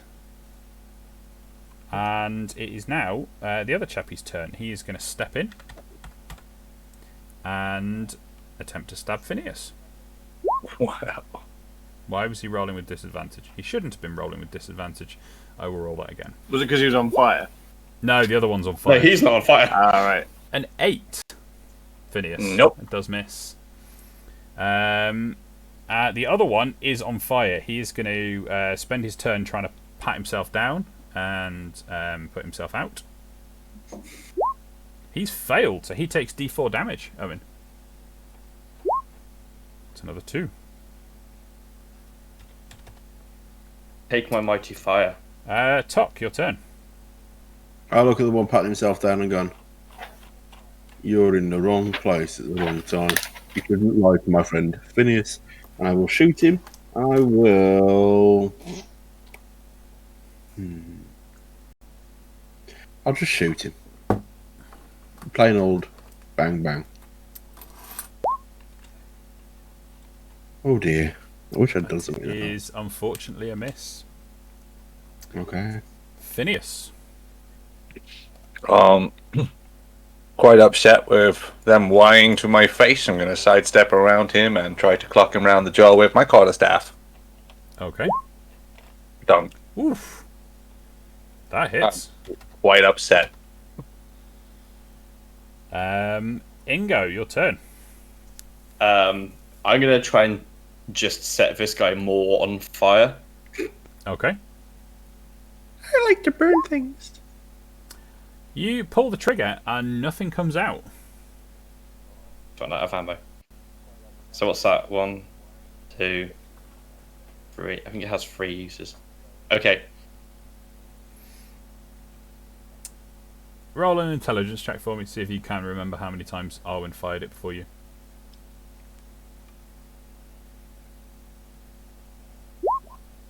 $16. Arwen's fired it 3 times and you fired it once. Oh, cool. Arwen, your turn. So Arwen, exasperated by how easily people in his own profession have been found out, runs forward. No, I'll let them move thing. Runs forward, grabs hold of this guy's head, screams, "Be a better thief!" And Ooh! Nice. 19 damage. yeah, Ouch. it is an ouch. Yeah. Wait, hold on. Does it inflict wounds and do 19 necrotic damage? No, the inflict wounds is the hit roll, Oh, I see. and then the 19 necrotic damage. Yeah, make a melee attack. And it takes 3d10. 3d10. That's so cool. Okay, Solix. How close am I? Can I run at anyone? You can get into melee with the very wounded one that Arwen has just fried. You can't So- quite get to the other one, I don't think. Right, I'm going to run into melee with that one with my shield held up high in front of me. I will scream run into him, and as I come right up next to him and sort of shield bash, I will discharge my shield cannon into him. Okay. Now, I'm gonna. Do it en route. Yeah. Yeah, do I have to do it like as I'm running? If you do it on the way in, because otherwise you take disadvantage. The unfortunate thing with a ranged 10 ranged. weapon, it's a ranged weapon, yeah. I'm in the way. No, he can do it on the way in, it's fine. So he can step. Oh, that's right. Yeah, it's a 14 is a hit and 5 damage. You have felled him. Whoops, not minus 85. I just wanted to find my shield cannon in. And it worked! Yeah. Yeah, he's down. Nicely You done. didn't just drop the cannonball out of it. Yeah, didn't just roll out like it did last time. And Galtar. Right. Solix, just before you go, Galtar. Solix, you could keep running if you wanted and go further into the room, having dispatched this chap on the way in. Yeah, I'll do that. So there, is it? Yeah, any further will put him in melee with the other guy, which you probably don't want to run into at the end of combat. But yeah, just thought getting further in. Well, I don't mind if you can put me so that I am in combat with the other guy, because that's Solix's job. So like, Yeah. it means that he's got to make he's at disadvantage if he wants. I'll get an attack of opportunity if he decides to go and attack anyone else. He's also on fire, so. Correct. He's still on fire. Galtar, your turn. Wearing this steam-powered armour, he can't really move through this group of people in front of him, can he? He can, actually. Incidentally, Arwen is in front of him, who is only little. And although he's in steam-powered armour, he's still not more than 5 feet wide. So he's still a medium creature. He can still move through spaces. And because Arwen is a gobber, it's no additional movement to move through his space. So you can just step into the room. Don't forget, you are only speed 20. Is it 20? I thought it was 25. The dwarf is speed 25, however, the armour is speed 20. Oh, okay. That's a shame. I thought it might be quicker. All right, so I can move to there then. If I take one step to the left and through, or If you forward, take- and If you take one step Oh, to hang the on. side, 5, 10, 15. No, you can get to where you put yourself. Because you Yeah. can move a diagonal. yes. You can go. Okay. My point is, you can go one further forward as well. Okay. Oh, okay. Cool. Right. So, he's got a rivet gun. I think a rivet. Yeah, it's well within range. I think it's I like within it. range, isn't it? You're actually 15 feet away, so it's at long range. Okay. Well, I'm doing a carbine now. 16. That hits for 6 damage. 6 damage. Okay. Right. That guy is dead. It comes back round to the guy who's on fire, who's going to attempt to put himself out again. And fail. Oh, that's a shame. Does he take more damage? He or- does take more damage, yes. One more. Whoops. There. Okay. Tok, your turn. Right, let's try this again. I'm going to shoot him. Okay. I'm actually going to do a rune shot as well. And I'm going to do accuracy, Okay. which gives me advantage. Fantastic.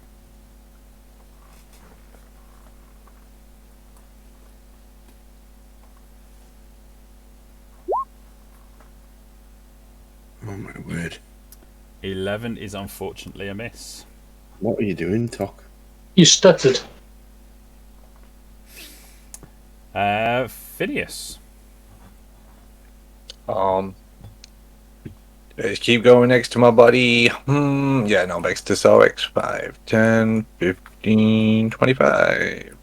And let's just give him a little bop. Nope. Your bop unfortunately misses. I tried.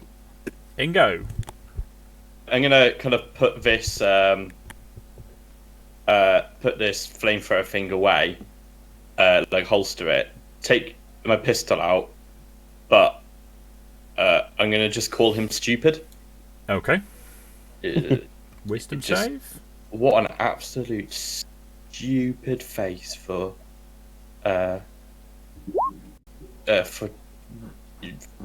well, he's not stupid. He doesn't believe he's stupid. He believes he's incredibly clever. Just on fire. Indeed. Too clever to worry about fire. Arwen, your turn.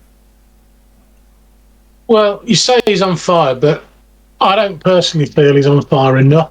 I think we need to add a little bit to make it sort of, more effective. Does that get it? However, a 13 misses. No! That's my last big spell. I am now just a stabby machine. Okay. Solix. Oh, yes, now. So, I've got the flaming chap right next to me, yeah? You do, yes. And he's still on fire.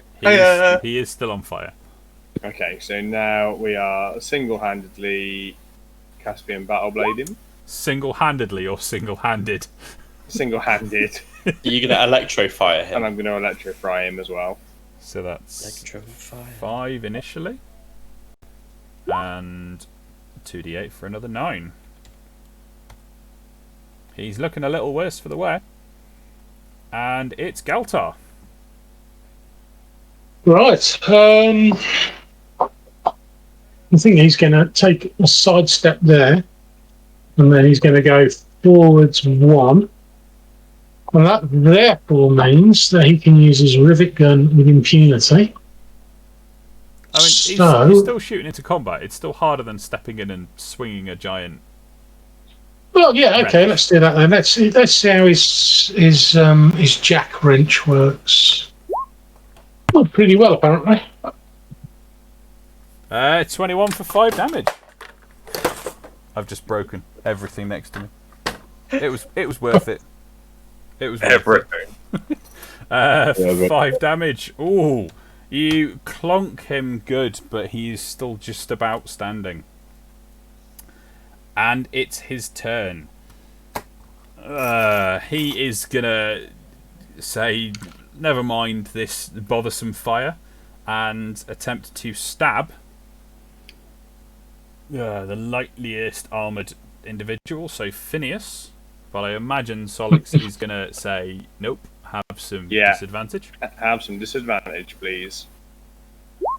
For a 13, Phineas. No. Oh, Protect my friend. nicely done. And then, because he hasn't attempted to put the fire out, he takes another d4 damage. 1. It's enough. That's all he had left. And he breathes his last and slumps to the floor in a burning heap. Well, I'm going to check the guy in front of me because he's not a priest. He may have goodies on him. Okay. Inventory time. Yeah, you find a blade that appears to be coated in poison. Ooh. There's some sort Oh, of wow. some sheen on the surface of the blade.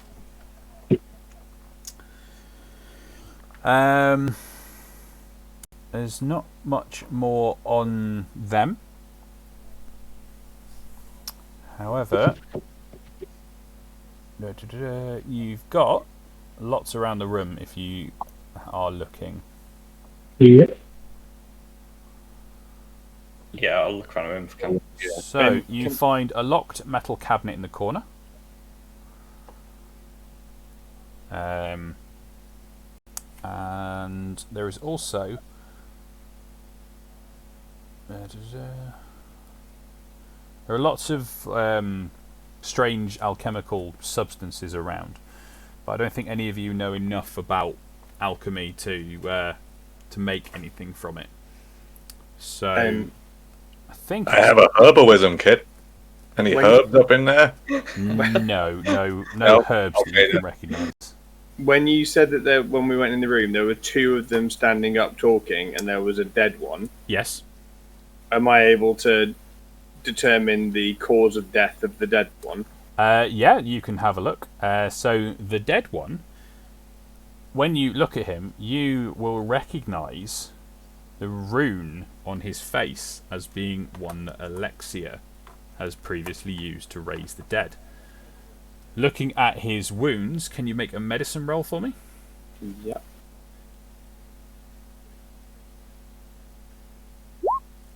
Ooh, nice. Nicely done. Looking at his wounds and Call me examining Dr. Solix. and examining the weapons of his compatriots, he appears to have been felled by his compatriots. You make the connection that he was turned by Alexia at some point, and these two found him and have dispatched him for a second time. Which you also make the connection to the end of the conversation you heard where the two were saying no one deserves this. I was about to say, yes, nobody. Yep, that sounds about right. I'll share all of that information without repeating everything you just said, because I've done that once already. It was very funny, but we won't go down that route again.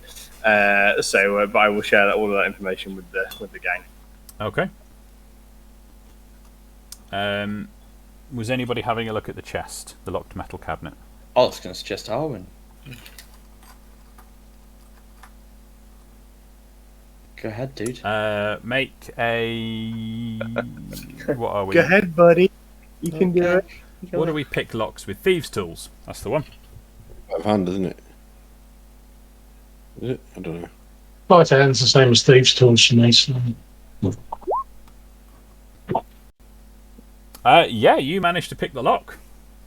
Opening the cabinet, you find 3 brown flasks of liquid, and on the outside is marked that stereotypical acid danger symbol. I can't remember how to describe it.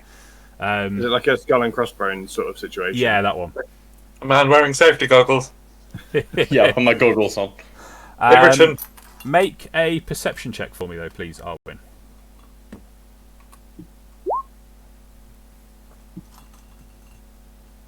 Okay. That is all that you find. Solix looks over and goes, "Oh, look, Arwen's found some pirate rum. Don't mind if I do." I wouldn't. I think it's poison. One man's poison is another man's. I can't remember how the rest of that might go. Whiskey. Geisha? Right. I'll put them into my backpack. Okay, you have 3 flasks of acid.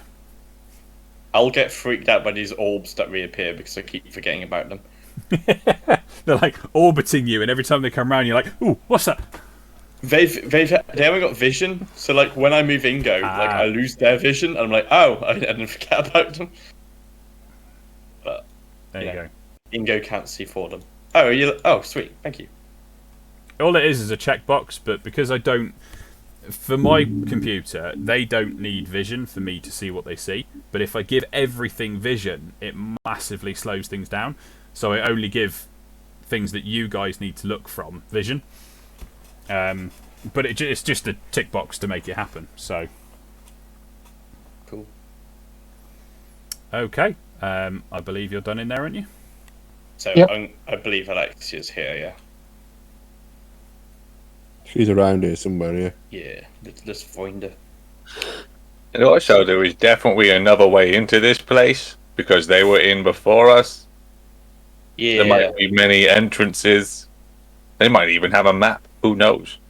Maybe they have magic that lets them get in here. Oh, maybe.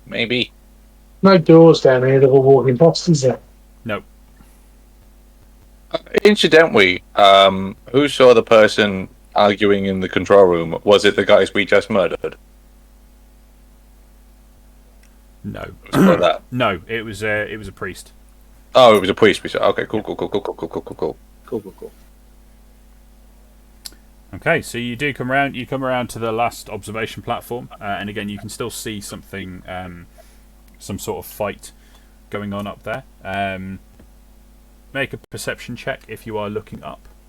Hell yeah. I'll be honest, I'm trying to get there, but the servitors have got stuck. There you go. So, thank you. So yeah, I'll try and get. I have 3 things to control. It's yeah. So, Wait. Phineas. Who else is rolling? So That's 20. That is 20. So Phineas and Ingo, whilst you are looking up, you see swinging around up there a very recognisable sword, as well as you get glimpses of a raven-haired young lady in a white dress. Holy smokes, guys. She's right there. She's using that Witchfire blade, of which a whole trilogy could be made. Anyway, she's over there. Wait.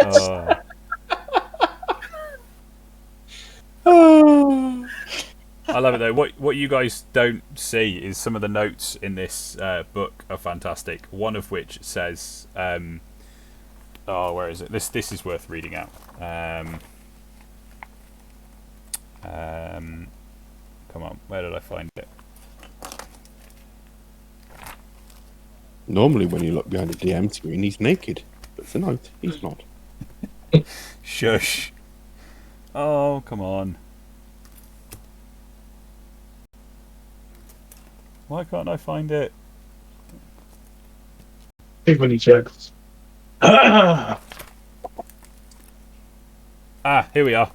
That would be about as difficult as destroying a magic ring from another trilogy that you may have heard of.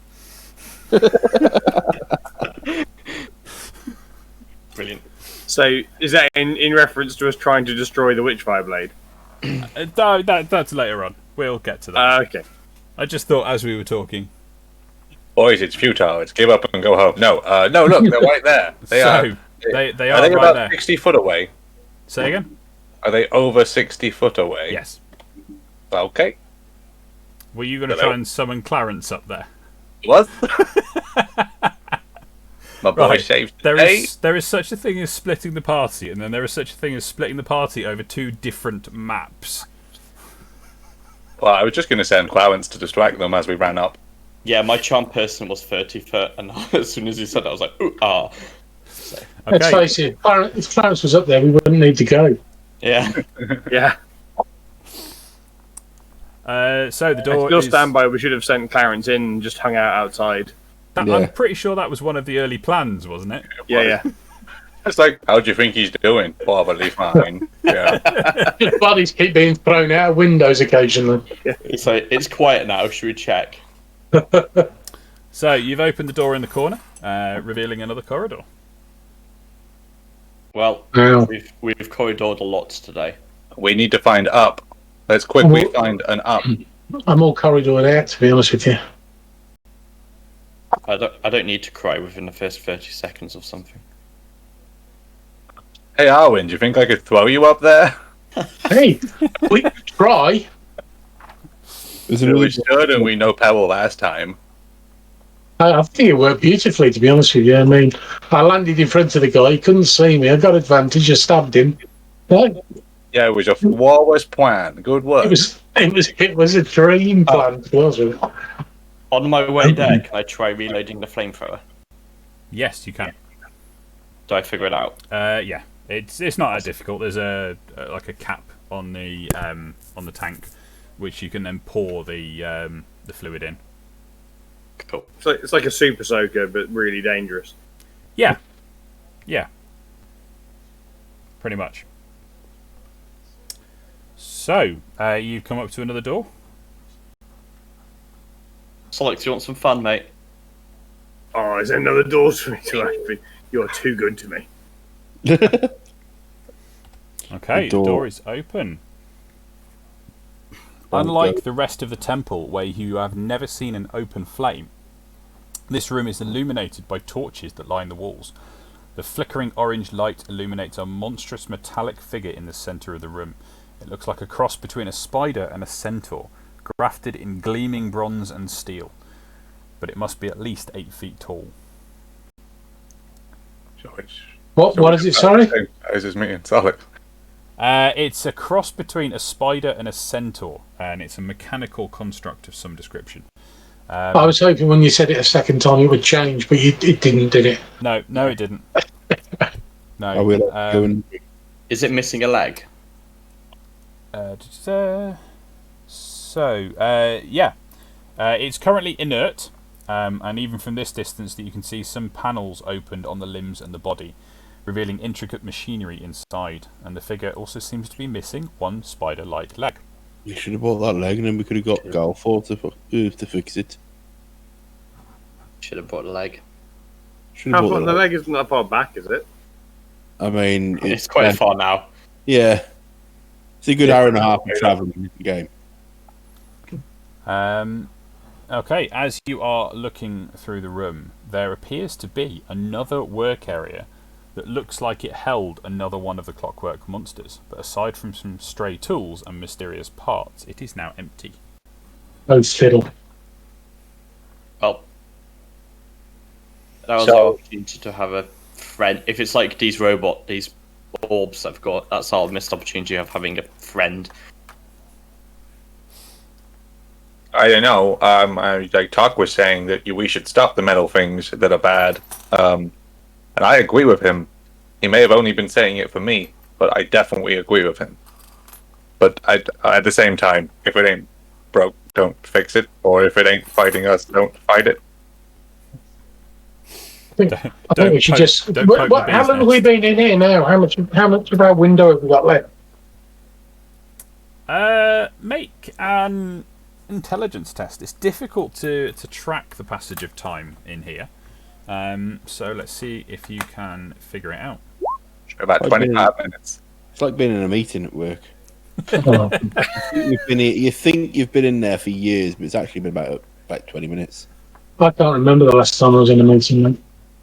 Oh, I have regular meetings at work, but that's just me talking to myself. Yeah. I had a 5-hour meeting today. Was it actually 5 hours? Yes. Wow. That's a. Did lots get done? Were many minutes taken? Probably. I didn't take any minutes, but I did do a lot of writing. Apparently, many minutes of Jason's life were taken. Yeah. Nice. Multiple Zing. meanings of words. Yeah, take that, people trying to learn the English language. It's annoying. Yeah, and I'm trying to homeschool my kids in the English language. That's fun. Good luck, brother.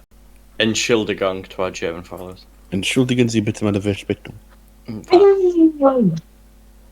Are you opening the next door? Thump. Yep, let's do it. Isn't that your favourite word in German, Tom? My favourite word in German, yeah. 41. It's my favourite because it just sounds great, and like quite often in games, whatever you play, number 5 comes up quite a lot, and it's much more fun saying "pump" than 5. So it's been replaced in my house with a 1, 2, 3, 4 pump. Can I just say Tom looks like a bit of a Mickey Mouse there with them balloons behind his head? Nerdy's next corporate takeover. That's right. So, You're gonna take on. In answer to Arwin's question, you can't quite pinpoint it at this point in time. You came into the temple 2 hours ish from the boat, and by the time you'd made it to the first elevator, you estimated that you'd probably spent half an hour to an hour. But since the first elevator ride, you've kind of lost track a little bit. Could have been half an hour, could have been 2 hours. You're not entirely sure. Yeah. So, next door. I assume there's still a lot of noise, so it's pointless trying to listen. It's not that it's pointless to listen. It's difficult to listen, depending on what's going on in there. I'll try. I'll try and listen. Okay. I won't. Nope, it's quite difficult to listen. So you've opened the door, and this one appears to be another storeroom. Right. Come on, people. We're under pressure here. Move along. I'll just hold the umbrella up. Friend Ricard, this way. Opening the next door. Yep. And here you are outside another elevator. You can recognise the difference in the door. There's no controls. There's no way of opening it. And this time it's about 15 minutes. You're waiting here for this door to open, but it does eventually slide open and let you in. Okay. We're not trying to find a spot. Galtar will walk in his steamer. And he'll just hiss a bit. The door closes behind you, but where one door closes, another one opens. And without any feeling in your stomach of any vertical height, another door opens. Do you want to... I mean, you can get out if you want, but... We don't feel like we've moved upwards at all. Correct. I think we want to go up, don't we? Yeah, we'll stay. Okay. Don't you hate it when someone presses the buttons on all the floors and there's no one waiting? Okay, we are heading up another floor then. Oh, you muppet. Bear with me.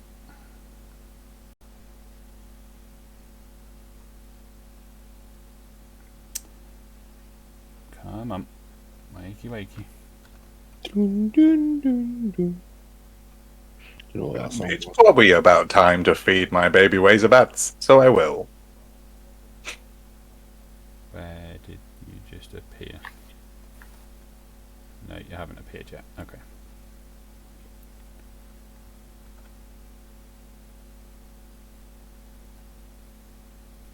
Okay.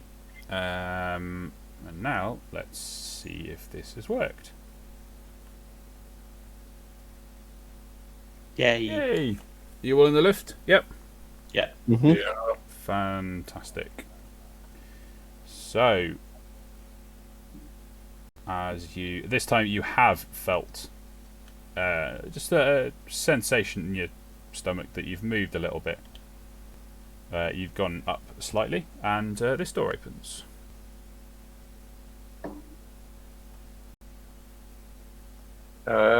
Go. Let's get out quick. Quick, run. Go. It's just straight through. Go. How many of you are sharing squares at the moment? No, it's trying to work it out. Look, I can't move my orbs and me. Like, there we go. So, opening the next door so that you guys have got somewhere to go. What is in here? Okay. The smooth metal walls of this room merge seamlessly with a thick glass ceiling. Outside, you can see a starry night sky. You must be on the top floor. Did we go too far up? Phineas, make a nature roll for me. Okie dokie.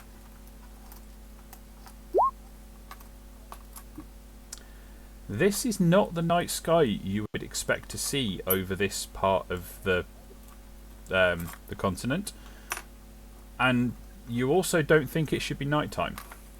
May I? Wait, I thought the sunset and the thing opened. Was it the sun setting? Yeah, my bad. No, yes, yeah, it would have been. Sorry, I got my time mixed up. But this is not the night sky you would expect to see. I will let people know that the astrology is incorrect. It's got 6 moons, yeah. There are no moons. That's a space station. Wait, is this Alderaan? No. So this is part of the night sky, but it's not what you would expect at this time of year at this area. Ah, okay. This is very strange. Can I do a little bit of detect magic on the old sea wing? Yes. Then I cast detect magic on the old sea wing. Okay. Um.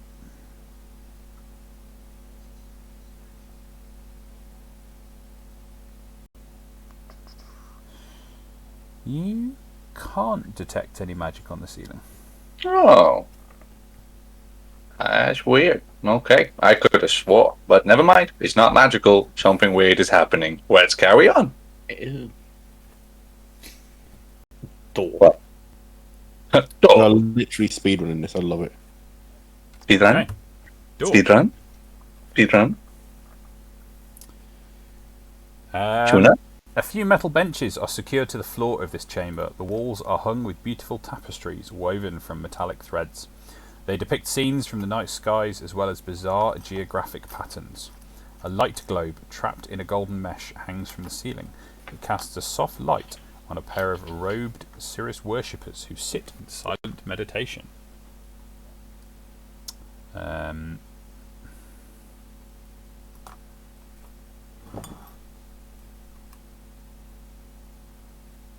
What are you doing? I'll just go to Phineas, just like, we can just walk past if you want. We can try, but I sound like a walking wind chime. I was going to say, I don't think the steam pad armor's really stealthy. Speak for yourselves. I'm famously quiet. We can give it a go. They could be deep in thought. I'm all for not just stabbing them in the face. So, Let's just walk past them, see what happens. all right. Okay. Saunter, act casual, boys. Okay. As you walk past, they do not appear to move. All right, that'll do.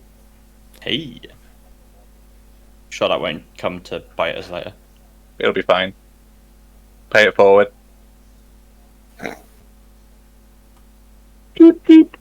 Oh. I think that's off the elevator. Okay. Yeah, Better go this way then. let's go this way. Just waiting for us to get shouted at. Yeah, going just be into like, each other. oh, no. You can't. You can't walk through the doors without me moving them. So you can't go places that But we can try. you can try. You can certainly try. What are you doing at this door? Hunting rabbits. I'm going to try listening. It's got to be. No, I'm not going to try listening. I'm not. No, I don't know what I'm on. I will open the door. Okay.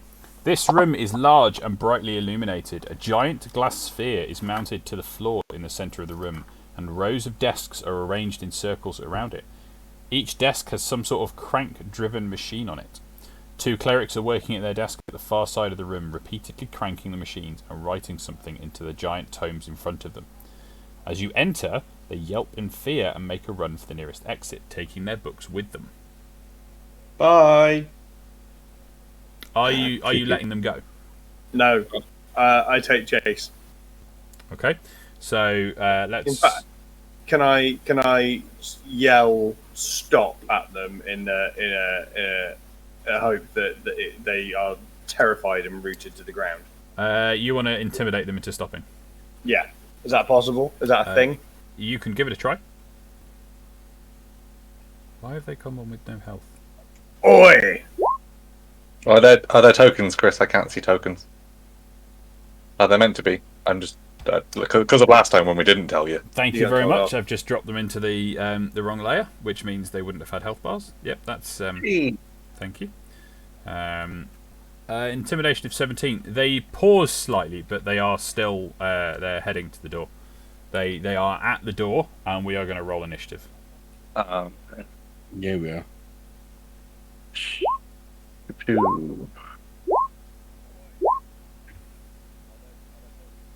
Solix is ready for this fight. Oh, Ingo is not.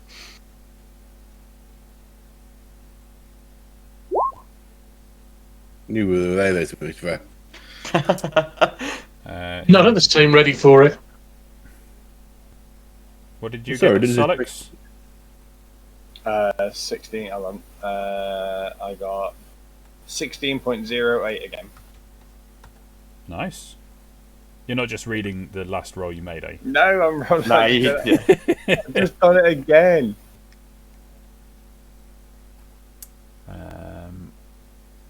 Let me move that initiative bar so the stream can see it. Oh, we better move over a little bit, otherwise they can't see what's going on. There we are. So, Solix, you are first. How far away are they from me? Let me get my trusty ruler. They are 50 feet away. And they're heading towards the door. Yeah. Okay. Or they've made it to the door. Any further and they will go through the door. Okay, so I'm gonna run. Where are they? Are they quite low down on the initiative order? The last. Yeah, the last.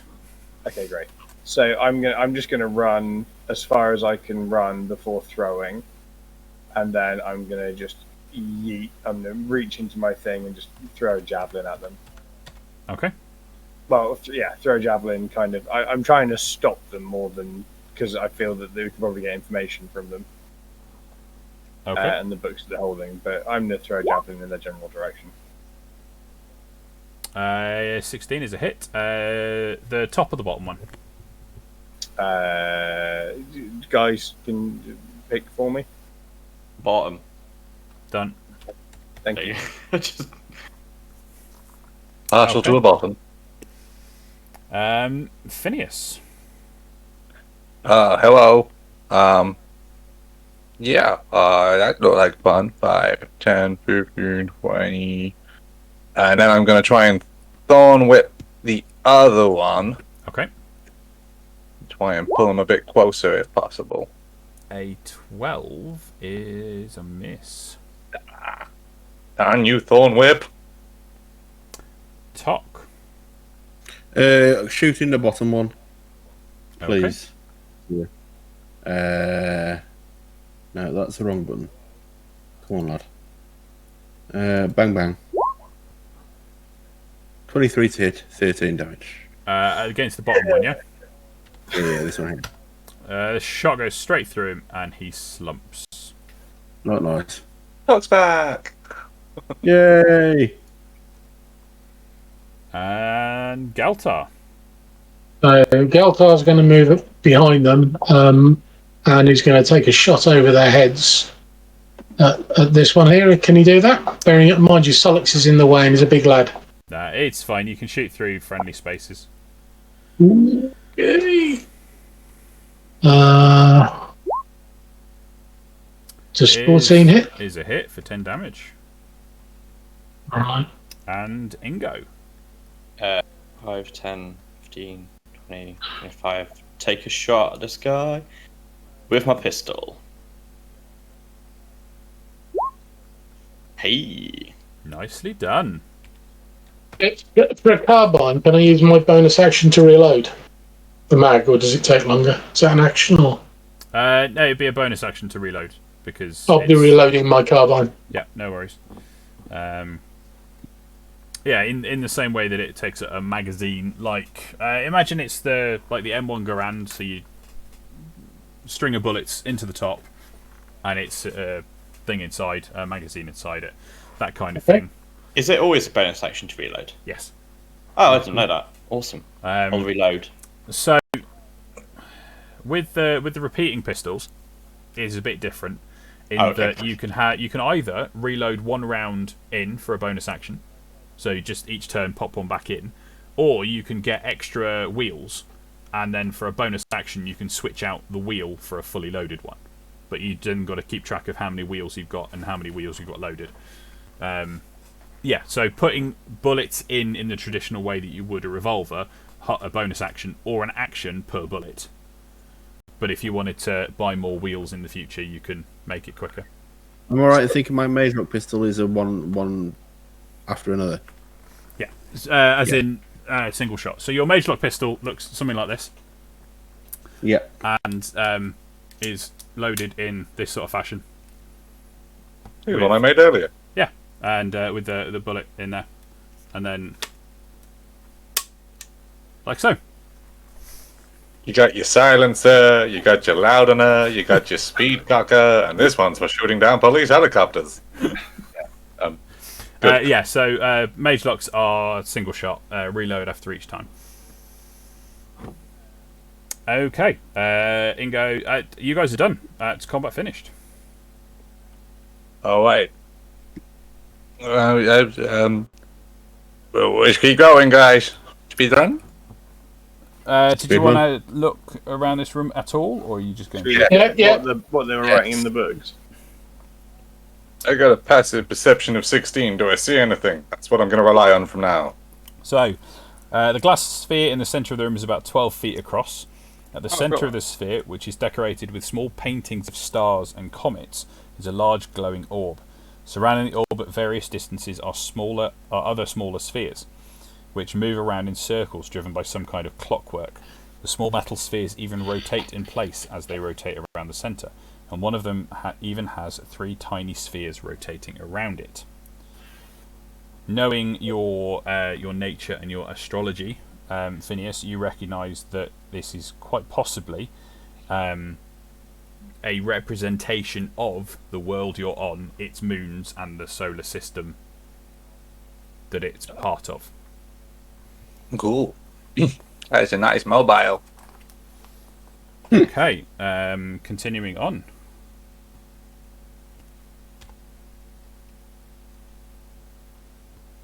You are presented with quite a long corridor this time.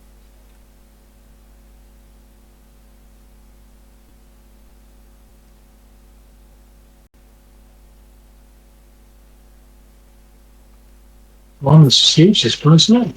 I feel like we should have the Benny Hill tune running at this point. Something like that. So, you have found a small offshoot side corridor.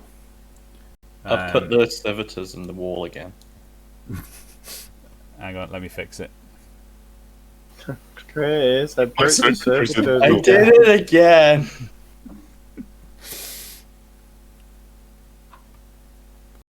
This is why you can't have pets. To be fair, Tom, I think my Roll20 is struggling at the moment to keep up with everything. It might not be it might just be Roll20. Okay. Okay, are you opening that one? I'll tell them that too, by the way. Say yes. If it's a door, I'm opening it up. Is it a door? When's a door not a door? When Solix opens it. When Solix opens it. Ah, I like the old joke. When it's a jar. Yeah, it's real. Okay, you found another storeroom. Yeah. Moving on. And on that bomb. Door.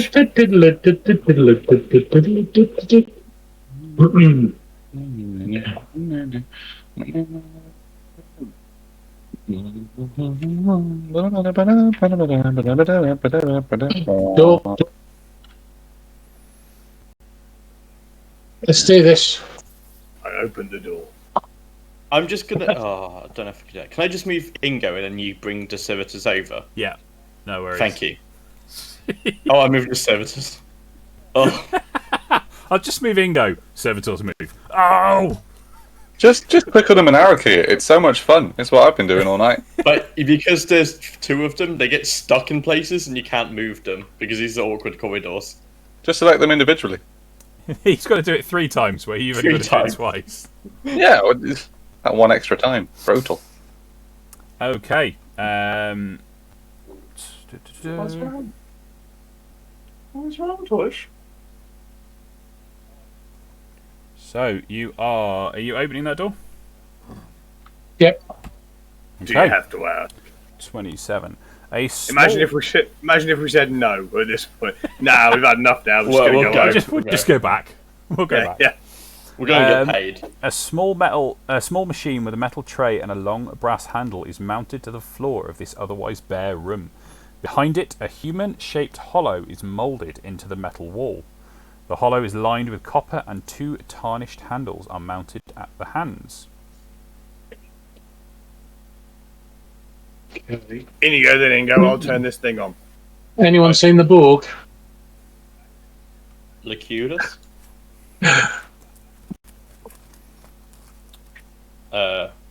Okay. There's a door here and a door here, guys. Can Galtar examine the recess, Q-shaped recess? He can. Make an investigation roll.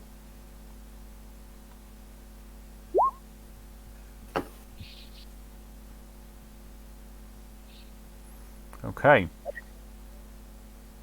You find a small engraving showing the outline of a card, not dissimilar. So a card, so an outline of an A4 type sheet with a corner nicked off and lots of little holes in it.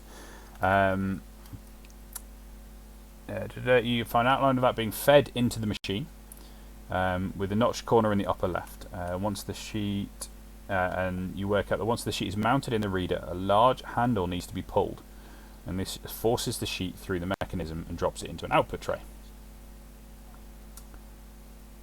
Look around. Are there any sheets that look compatible? You can't see any in the room, no. Do they work like the ones from the library, the large copper streets that we had no idea what they did? So the input tray that Galtar has identified actually looks too large for the ones that you found downstairs. Oh, bigger ones.